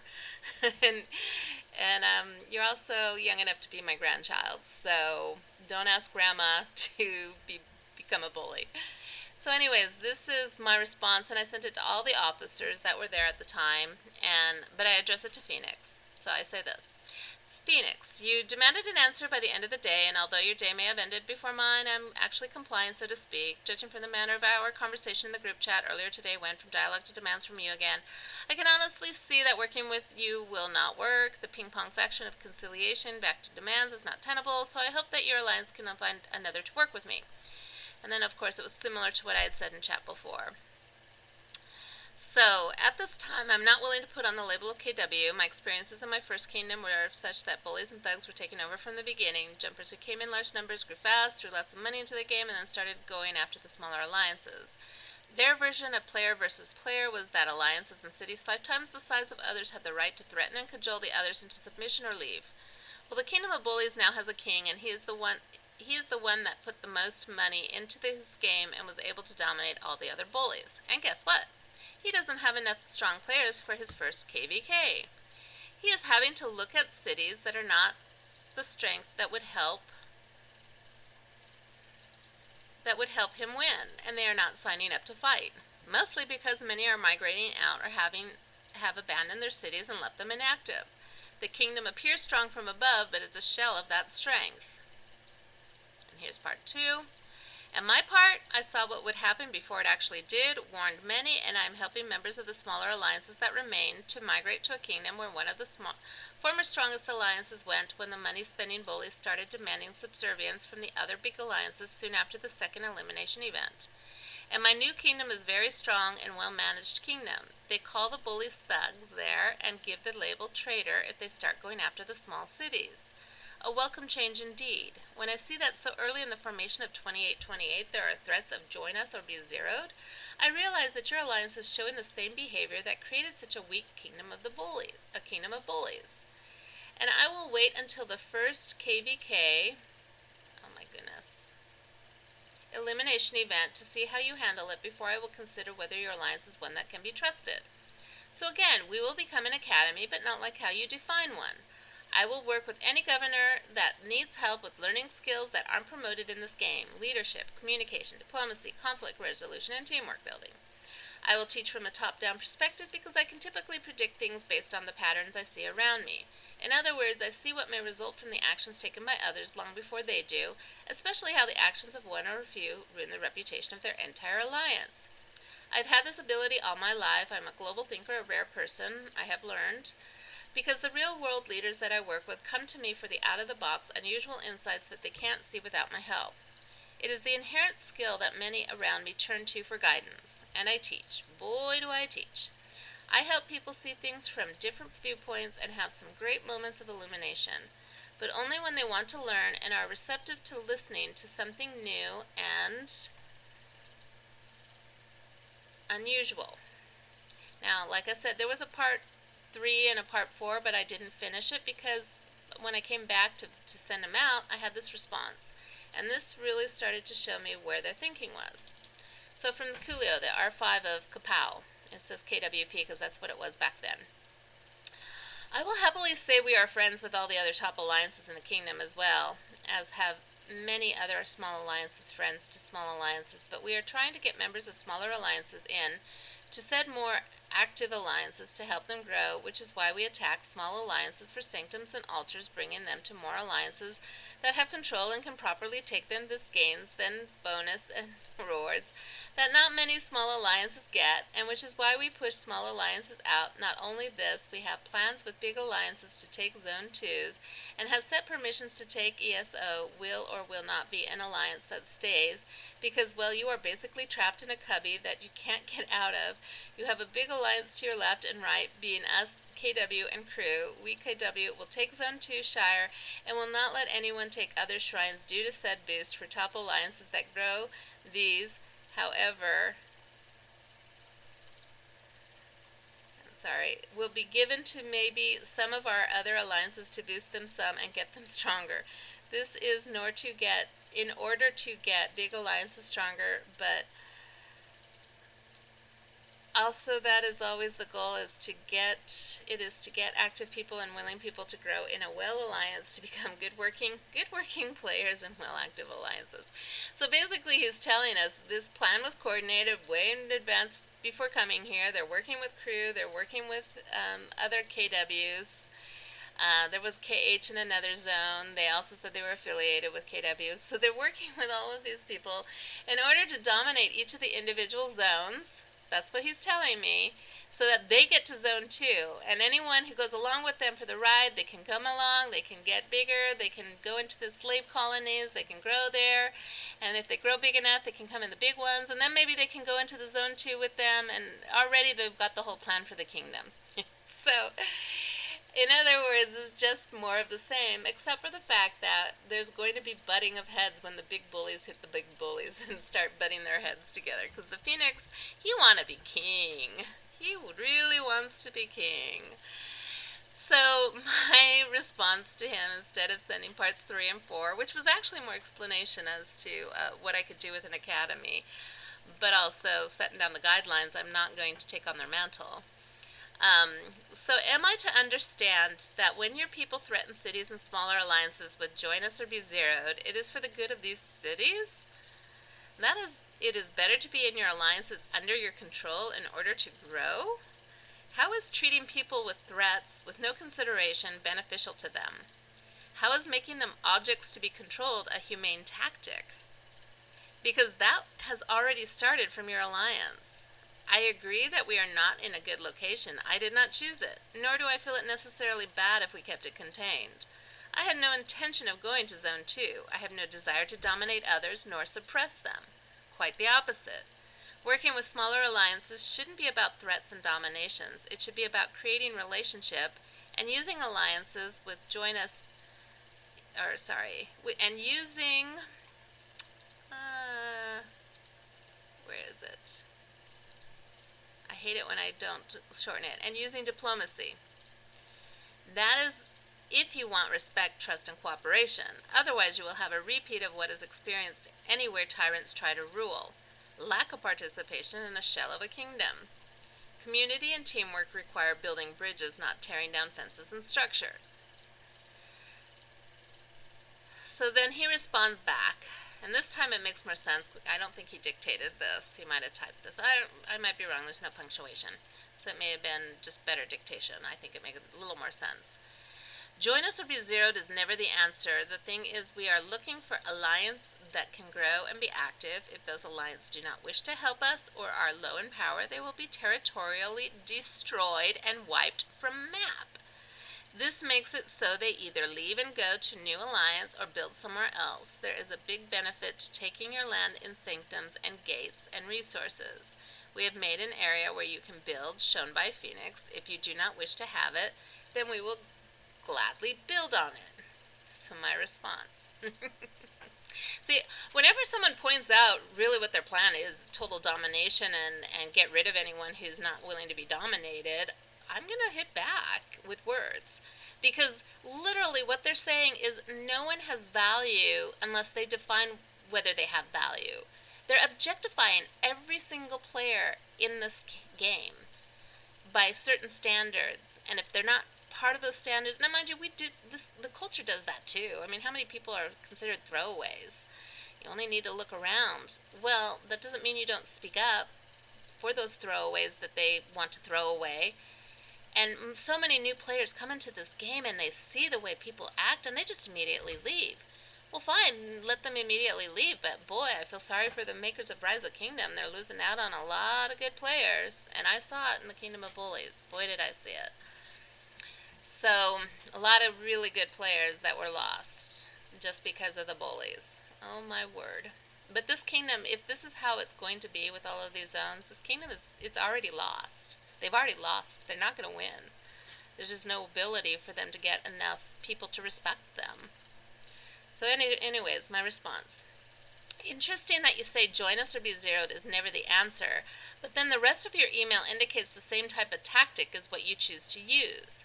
Player versus player on an uneven playing field created to oppress and dominate others shows lack of honor, integrity, and character.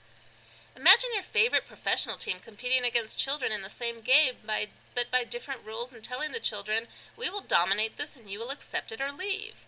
That's the game you are trying to play. Of course, I don't imagine that makes sense in this short scenario. But now that I have woken up to see what you have in store for all the smaller alliances, now my teammates understand and I can help the other smaller alliances in this zone and surrounding zones understand. So thank you for clarifying that you really do believe in being tyrants and bullies. And I'm glad that you are helping people realize why I refuse to put on the KW banner. Any that decide to join you have their free will to choose to do so. I don't hold them accountable for the actions you are taking before they make their decision. So I left for a bit and then I came back to find a response from the R5 in the group chat. And he just says, bro, nothing, no big deal. But then Phoenix says, so Simba decided to be our enemy. You don't want to work with us and move, so we need to take that territory by force. I really tried all I can to make sure it will work, but I don't know what is your problem, Simba. So he's using self-projection that I asked for the attacks. And it's my fault that they're attacking us. So this is what bullies do. They self-justify. They justify their own action. I mean, everyone does it to some extent. It's just the nature of our sinful nature as humans. but bullies are among the worst. So he's saying this in the group chat because he's trying to weaken me in the group chat with my two leaders, and I'm not worried about that. They'll make their choices based on what works for them. But he responds, I really tried, but there are some people who don't understand. Even your officers agreed to this offer, but only you disagree. So I am sorry, but soon we're going to attack your cities, flags, farms, players, and all you have. Also, the killing event soon, so we will get rewards. Know that. Actually, they didn't do a lot in the killing event. Maybe because of some things I and others started posting on the group chat, or Kingdom chat. Just attack territory if we have to. We will attack member. Don't defend or do defend, but you will not win. If it belongs to you, just know we're going to attack them too. This region belongs to KW alliances, and you decide to refuse to be KW, which means you are enemy. We are only attacking farmers for events. So if anyone has ever worked with gangs, and I have, gangs do this. You will be part of us, or we will go after everyone you know and everything you have. This is definitely gang mentality right here on this page, which is kind of interesting because it makes me wonder. So he says he was in the military, and he shows himself a picture of him as a soldier, but it makes me wonder if he actually was more in gangs than he was in the military, because he's using gang reasoning here. So, officers of ESO, you don't need to suffer because one man. You all agreed and be happy to become Academy, but your leader don't agree. You don't have to suffer and be zeroed. Join our alliance, KWP. If you have enough power, you also can join our Academy, KWP. Please write it on your alliance chat. KW, invite all the members who don't want to fight because of one man to join KW. I am sorry, but I really tried anything with that kid Simba. See, whenever they want to put someone down, they call people children or kid. I'm 57 years old. I'm old enough to be his grandma. Nothing working. Only war he knows, so he will get it. We need the territory, and we spent too much time to invite him with us. So hopefully everyone reading this just says, it was always his goal to be a dominating tyrant. Always. The Alliance, too, they are epitomizing in their actions because they didn't so much in the killing event, but they are now going after gatherers, which garners nothing. They don't get any resources. I don't know if anyone has told them that. I hope someone has. But, going after gatherers is just making people your enemy. But, he already declared that he is our enemy. He's the one declaring it. I could care less. As far as I'm concerned, he's turning out to be a complete nobody.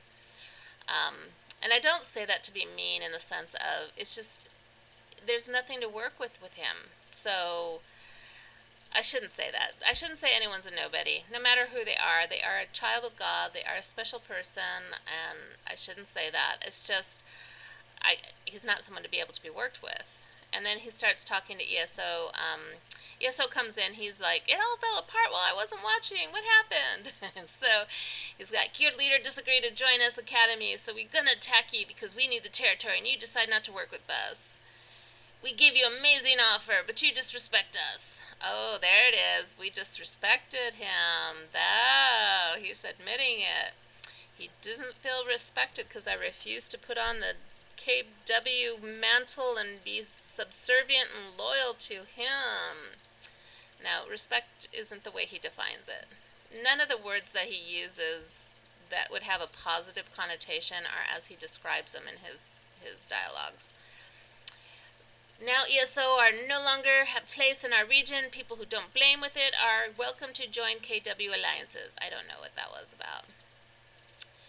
Anyways, he keeps going on and on to the officer, trying to convince him it's all about Simba. And all I said is, we're not putting on the mantle, and I want to work with another officer besides Phoenix. I never said we weren't going to move. I never said we wouldn't work with them. I just said we weren't going to put on the KW name, and I wanted to work with someone other than Phoenix. That's what I said. But then, of course, in my responses to Coolio, I was starting to respond, the way you're acting, that's untenable. Being a bully and dominating and all of that, that doesn't work. So he's going back. Brother, I know you are not to blame, but your leader Simba disagreed to the offer. He don't want to move and join our families, so we must take the territory by force, which means zero all your cities and burn all your flags. And so he says, I will talk to him. I did all I can to make it happen. Give you a better home. Be part of us. I really tried all I can, but he don't agree. No more talking. We wasted too much time. So he's making it sound like it was a really big thing that I was like, I'm a frizzy and I won't work with you and all this others. Nope, it was never that. It was just, we are not going to be bullies. We will not put on the KW name until you turn out to be an alliance that we can respect, and I need to work with someone besides Phoenix. So it's kind of amusing. Okay, I gotta stop laughing. I gave your alliance amazing offer, but he want war, so we have nothing to do except give him one. I never said I wanted a war, but I also said I didn't want to be a bully. So if I don't join his gang, I gotta get jumped. I gotta get attacked by his entire gang, because I won't join his gang. So if anyone is watching this, KWP is basically just a gang in the making, and if you've never dealt with the gangs, this is a good place to learn, because gangs are coming to the cities of the United States. I can guarantee you they're coming in huge numbers, well armed. So, and I shouldn't say that just so casually. It's not casual at all. Like I said, I see things before they happen, and I've dealt with drug cartels in Mexico, and I see what's happening at the border in the U.S. So, and it's not just the U.S. It's not. I think enough people, if you're paying attention to what's going on in the world stage, it's happening everywhere. So, the Phoenix, in 1 hour we gonna burn your fort, put shield on your city, because you are not to blame. Don't resist. I don't want to zero you, brother. Now, he had asked everyone to put something in the Alliance chat about join KW. No one did. But a lot of people were sharing, yeah, they're telling us if I don't join them, I'll be zeroed. And so I think 2 cities did join them.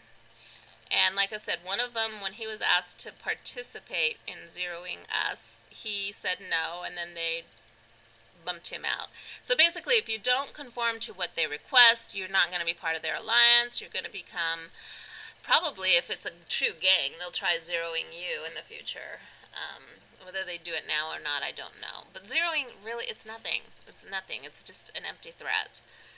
And all of him is empty threat, especially because I ended up dismounting all of the structures. I kept him alive for fun, and I had some fun stuff, and I'll share that after this video about the going after the Central Fortress and some of the games I played with them just for fun.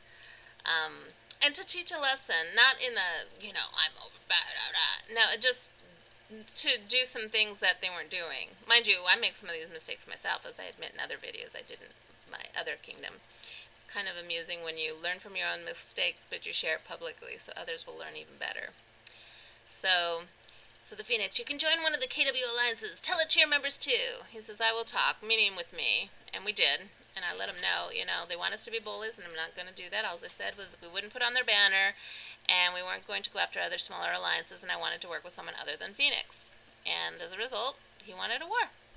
So this guy, this officer went to another one in the south, because, like he said, he's got several cities, and he didn't want to lose this one, and so he wanted to be somewhere where he could work in peace and all of that. And I'm like, do it. If they're peaceful down there, and let me know, because I'll send more members down that way if that's the case.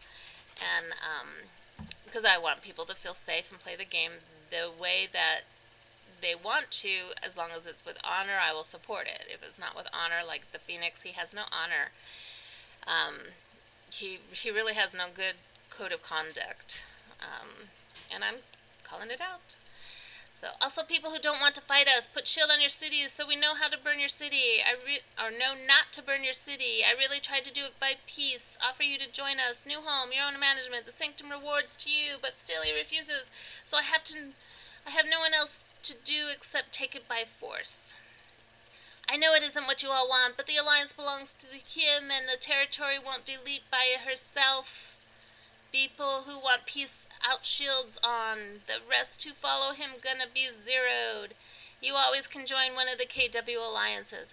It's interesting that they threw out these threats of zeroing. The only city that was attacked was mine, and it was such a lame attack, it caused them great harm, so I used it for training videos so people could see what it's like to have your city attacked. It never bothers me to have my city attacked. Thank you so much, I'll think about it. He thought about it and said no, but I don't think he'll ever tell him that, but I'm telling him that. He went elsewhere, dude. You're not a leader. Our flag is now built to your location. Everyone out. Put shields on cities. The rest who go to fight with us will be zeroed. Now, I don't know why he's continuing this in this dialogue. Maybe he was doing it in Kingdom Chat, too. I don't know. But Kingdom Chat, it would have shown how he is a bully. And then the Phoenix says to this officer, "Good luck, brother. I understand what you say. Thank you also." And he says, "I know that war is not your decision. Your leader choose it, so we give it to him. If I could play by other way, leave pieces before, but there are some people who understand force only." Yeah, him. I mean, listen to his words. He's describing himself, projecting it onto me, like I'm attacking them. And I don't understand how he can't even see that, but that's how it is in the real world too, isn't it? There's so many people who attack others, projecting their own actions onto the other person to justify their actions. It's just beyond belief. So I said, this is when I was waking up in the morning. "Phoenix, your words are amusing. Simply because I refuse to put on the KW banner, work with you specifically because you do not understand how to see things from another's perspective, and I'm concerned about the bullying tactics you wish to employ throughout the zone, I caused this war? Your ego is too big, sir." And then Cooley responds, "Yes, very good." He's finally speaking in Spanish. Now I know why the English was choppy. Spanish is his first language. I wish he'd spoken in Spanish, because I am fluent in Spanish. I said, "You may want people to bend over and take it in the you-know-what, but I believe in treating people as equals and individual persons deserving of respect." And then Cooley responds, "Haven't heard someone say that in Rise of Kingdoms yet. You will never have the respect of people with your manner of working. You may chase away small players that haven't learned yet, but if they find my video channel, hopefully they will come to understand that in the end the bullies have too few allies to work with when the kingdom starts trying to unify. The tactics of KWP may work in the short terms, but in the long term, who will work with you that is strong enough? But at least I have plenty to show my alliance about why I refuse to put on the KW banner, and the other small alliances can see for themselves what you plan for them. Maybe with enough warning they can learn to work together to become a strong enough force to create an even playing field. Then player versus player will have some honor and substance." And Cooley's like, "All right, have a good day." I say, "I already am. This is good stuff for training videos." And then he asks for the YouTube link, and I give it to him. And I say, "I'm not much up yet because I've been so busy stopping wars and helping migrants, laugh out loud. Those are in my other kingdoms."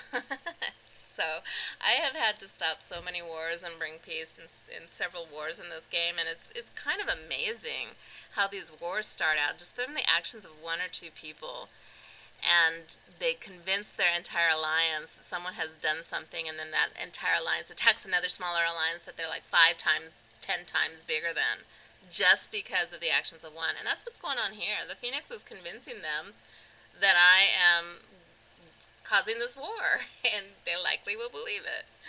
So Cooley responds, "All right, I'll check it out. Also, you are really a good leader. I do understand where you are coming from. Bully alliances, some are like that, some aren't, though we try not to be like that, but we are territorial in sanctums and rewards because of the bonuses."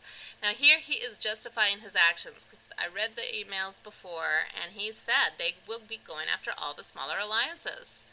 And it's, yes, he's saying it's for the rewards and the sanctums and all of that, and the passes, but if they're not big enough to play, then they leave. They have to leave. They have no choice. They don't give him a choice. It's all about domination. Then he asks if I'll stay in the kingdom, and then the Phoenix chimes in, and the Phoenix starts feeling threatened here. It's pretty obvious because of what happens next. He goes, "We talked with you before attack. We explained to you what we need this territory, so we offer you better one and work with us together, but I am speaking to air. You rejected it every time. Try to make peace like 4 times, but always you refuse, although your officers want you to agree. Oh, think you are a bad leader because you don't listen to your people, and that's why I am happy you decided not to join us now, instead of making us troubles in the future." And then he says, "Everyone leave this chat. We have nothing else to speak about." And boom, they all start leaving. So it's so obvious he's threatened by what he's reading up above that Coolio is actually responding to what I'm saying. And no doubt other leaders would have as well, and may still, if others start seeing this video. And mind you, I want people, make your own judgment. Read my words, read his words, read the words of Kulu, read everyone's words, make your own judgment. Don't base it on what I'm saying. In fact, probably I'll make a real short one that I just said here. I'll just read the words of everything. You guys make your own judgments. Because this one is super long already. But make your own judgments based on the words you're reading. Learn how to read behind the lines of what people are saying. So, and then he does this private chat. And this amuses me too, because he does this just to have the last word. That's really all he does, because then he blacklists me, and when I respond, he's not going to get it because he's blacklisted, because he doesn't want a response. He just wants the last word. He wants to feel like he won the argument.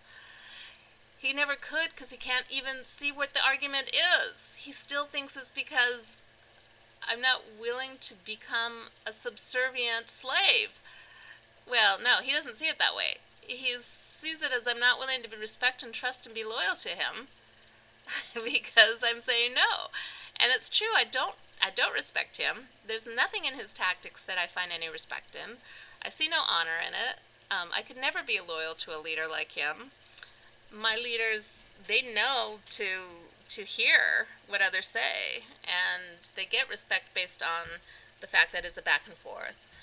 I've worked with some pretty bad leaders, and they knew when they didn't have my loyalty or my respect, and it did bother them to some degree in some situations, because so many people had my loyalty and respect, and I had their loyalty and respect, and they knew that if I were to speak against them, I could cause great harm to them. But it would also have caused great harm to what we were part of, the company or the community or that. I can only speak against someone to their face directly. Or in this case, for training, since he could change his name, he doesn't have to keep this name, and maybe he'll learn from this. Who knows? I don't know. But hopefully this can be a training. I thought about covering everyone's name, but that wouldn't have served the purpose of having people realize who are the bullies in their neighborhood. Whether I stay in this kingdom or not, I don't know. I have so much better stuff to be training on, but I will definitely monitor this kingdom and make observations from above. In fact, I need to do one today, since I've cleared about 83% of the fog, and there's been some changes in the past week, and so I need to backtrack on what I thought and forward track on what I see now, and that kind of thing. But anyways, back to the final word from Phoenix, because we're going to give him the very last word. So here it goes. I hope you are happy, brother. I really tried my best to invite you to be our academy. I offer you the rewards of the sanctum, better territory, a lot of sanctums and sites, our protection. Our protection? We didn't need their protection. Our members, play on KVK1, be on the Kingdom Chat, be KW, but you refused to move and be our academy. I even said you are amazing and said you are the best. Gosh, I like that. He's telling me that he said that I was amazing and that I was the best, and that's supposed to make me feel like, wow. All of this is supposed to make me feel like, wow. I'm sorry, but he had no clue ever what my motivation was. I declared it over and over and over again, and he still doesn't get it. I have no desire to play in KVK1. I already am on Kingdom Chat. Maybe he meant Kingdom Email, that I could be on Kingdom Email, which means maybe I'd be an officer in the Kingdom's inner court. Well, if he were king, I wouldn't be on his court. There's just no way. Even as a jester, I wouldn't be in his court. Although I can be quite funny sometimes. I even laugh at myself all the time. So anyways, he continues, I spoke nice and even begged for you to join, but there is a limit to the things I can do. Yeah, like think things through from a different perspective. Now your alliance is dead and you won't play here. We both losing. By that I really tried all I can and offered you the best I can give. Hope you understand your mistake. Have a nice day, brother. And then I responded back, but he didn't get to hear it because he blacklisted me. I said, somehow I don't feel like I'm losing. I'm sorry that you feel that you are. Now, mind you, I still hadn't figured out where we're going to go, how am I going to handle this for the alliance sake. For me, I wasn't worried. I started thinking about creating a round table with just my two cities and then finding someone to take over this alliance because it has so many resources and it could build somewhere new. And I still want to find a leader for this and I want to plant it somewhere else outside of the zone. But I was still trying to figure out who are the bullies and who aren't. And I don't want to put them in another bully situation, and I do want to find a leader for it. And I've reached out to several alliances to see if they have a potential leader for this alliance. And then I thought about doing a round table where I could actually bring people together to talk things out and I could help arbitrate, because I truly can help a lot of people see different perspectives because of the strange background I have and the different groups of people I've worked with. But basically, I'm saying here, the reason it's kind of interesting, I chose my city names before I jumped to this kingdom. And I mentioned before how some of my viewpoint is skewed from the fact that I landed in a kingdom of bullies. But I've since been in 4 complete kingdoms. I mean, I've been in a lot of them, but just to like play around with what's jumping about and all that and try some different things. But active in 4 kingdoms. 2 are bully kingdoms and 2 are not. So I do know that non-bully kingdoms do exist, and so I do know what's possible with the game for sure. It's not all about this bully mentality. It had to have been created as like a subculture of this game, and I know a lot of it is strong in Asia. I've learned that. But I think it's a lot of it's coordinated like on Discord or other social media. Someone suggested Facebook, but I think Discord is more popular, and I still haven't learned Discord enough. I've been so busy making videos, I haven't had a chance to learn Discord. But also, I chose the names Lion Tamer and Tiger Trainer because all my life I've been helping people who didn't have a voice find their voice, and that's what I consider the roar. The roar. And so the theme of my video channels has to do with helping them find their voice. And my story is pretty incredible, and someday it may make it into a book, but mostly I want to use it for the little vignettes here and there, the small stories that can have a little bit of an impact on maybe a small audience, maybe a big audience. I don't really care. It's whoever gets what they get from it, gets what they get from it. I don't enable comments because it's not about feeding my ego. I will be publishing anonymously. I've had enough fame in my life. I don't want any more.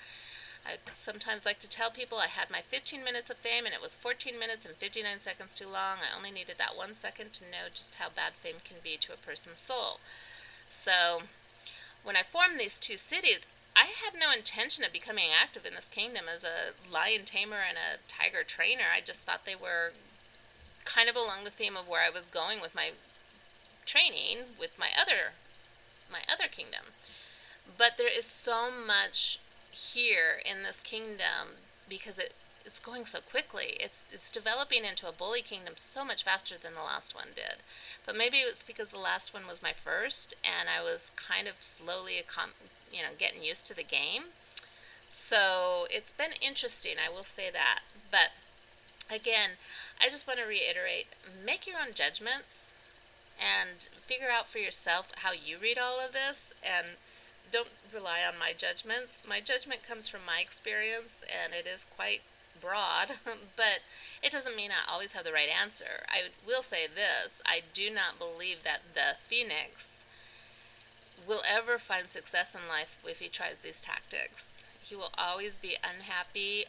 He will always, and I say this in hopes that he will find a way to amend his ways if this is his manner in the real world.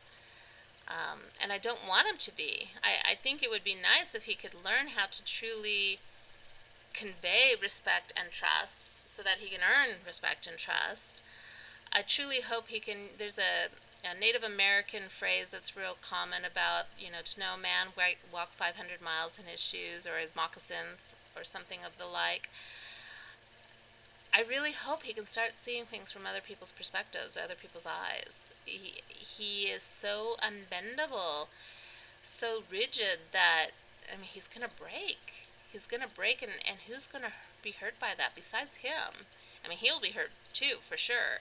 But what about everyone around him? So my thoughts and prayers for the Phoenix. As much as I laughed about the responses, it really isn't that laughable. It really is very, very sad. I've seen many people destroy other people because of their actions, and I would hate for him to become someone who goes down that path in the real life. Rise of Kingdom is one thing, although I am always emphasizing there are people behind these avatars. They have emotions. They deserve respect. They deserve to be honored and treated well as individuals. Every individual should be treated the same. Player versus player should be on an even playing field, and many of these players are children. There are children in this game. Take that into consideration. And I say that because I have several in another alliance. So anyhow, I am going to end this super long video, this super long analysis. Hopefully I'll definitely say the tagline if I share people the link. If you feel comfortable, just read it and don't listen to my commentary because that makes it way too long. Okay, for now, I'm going to wish everybody Godspeed and signing out.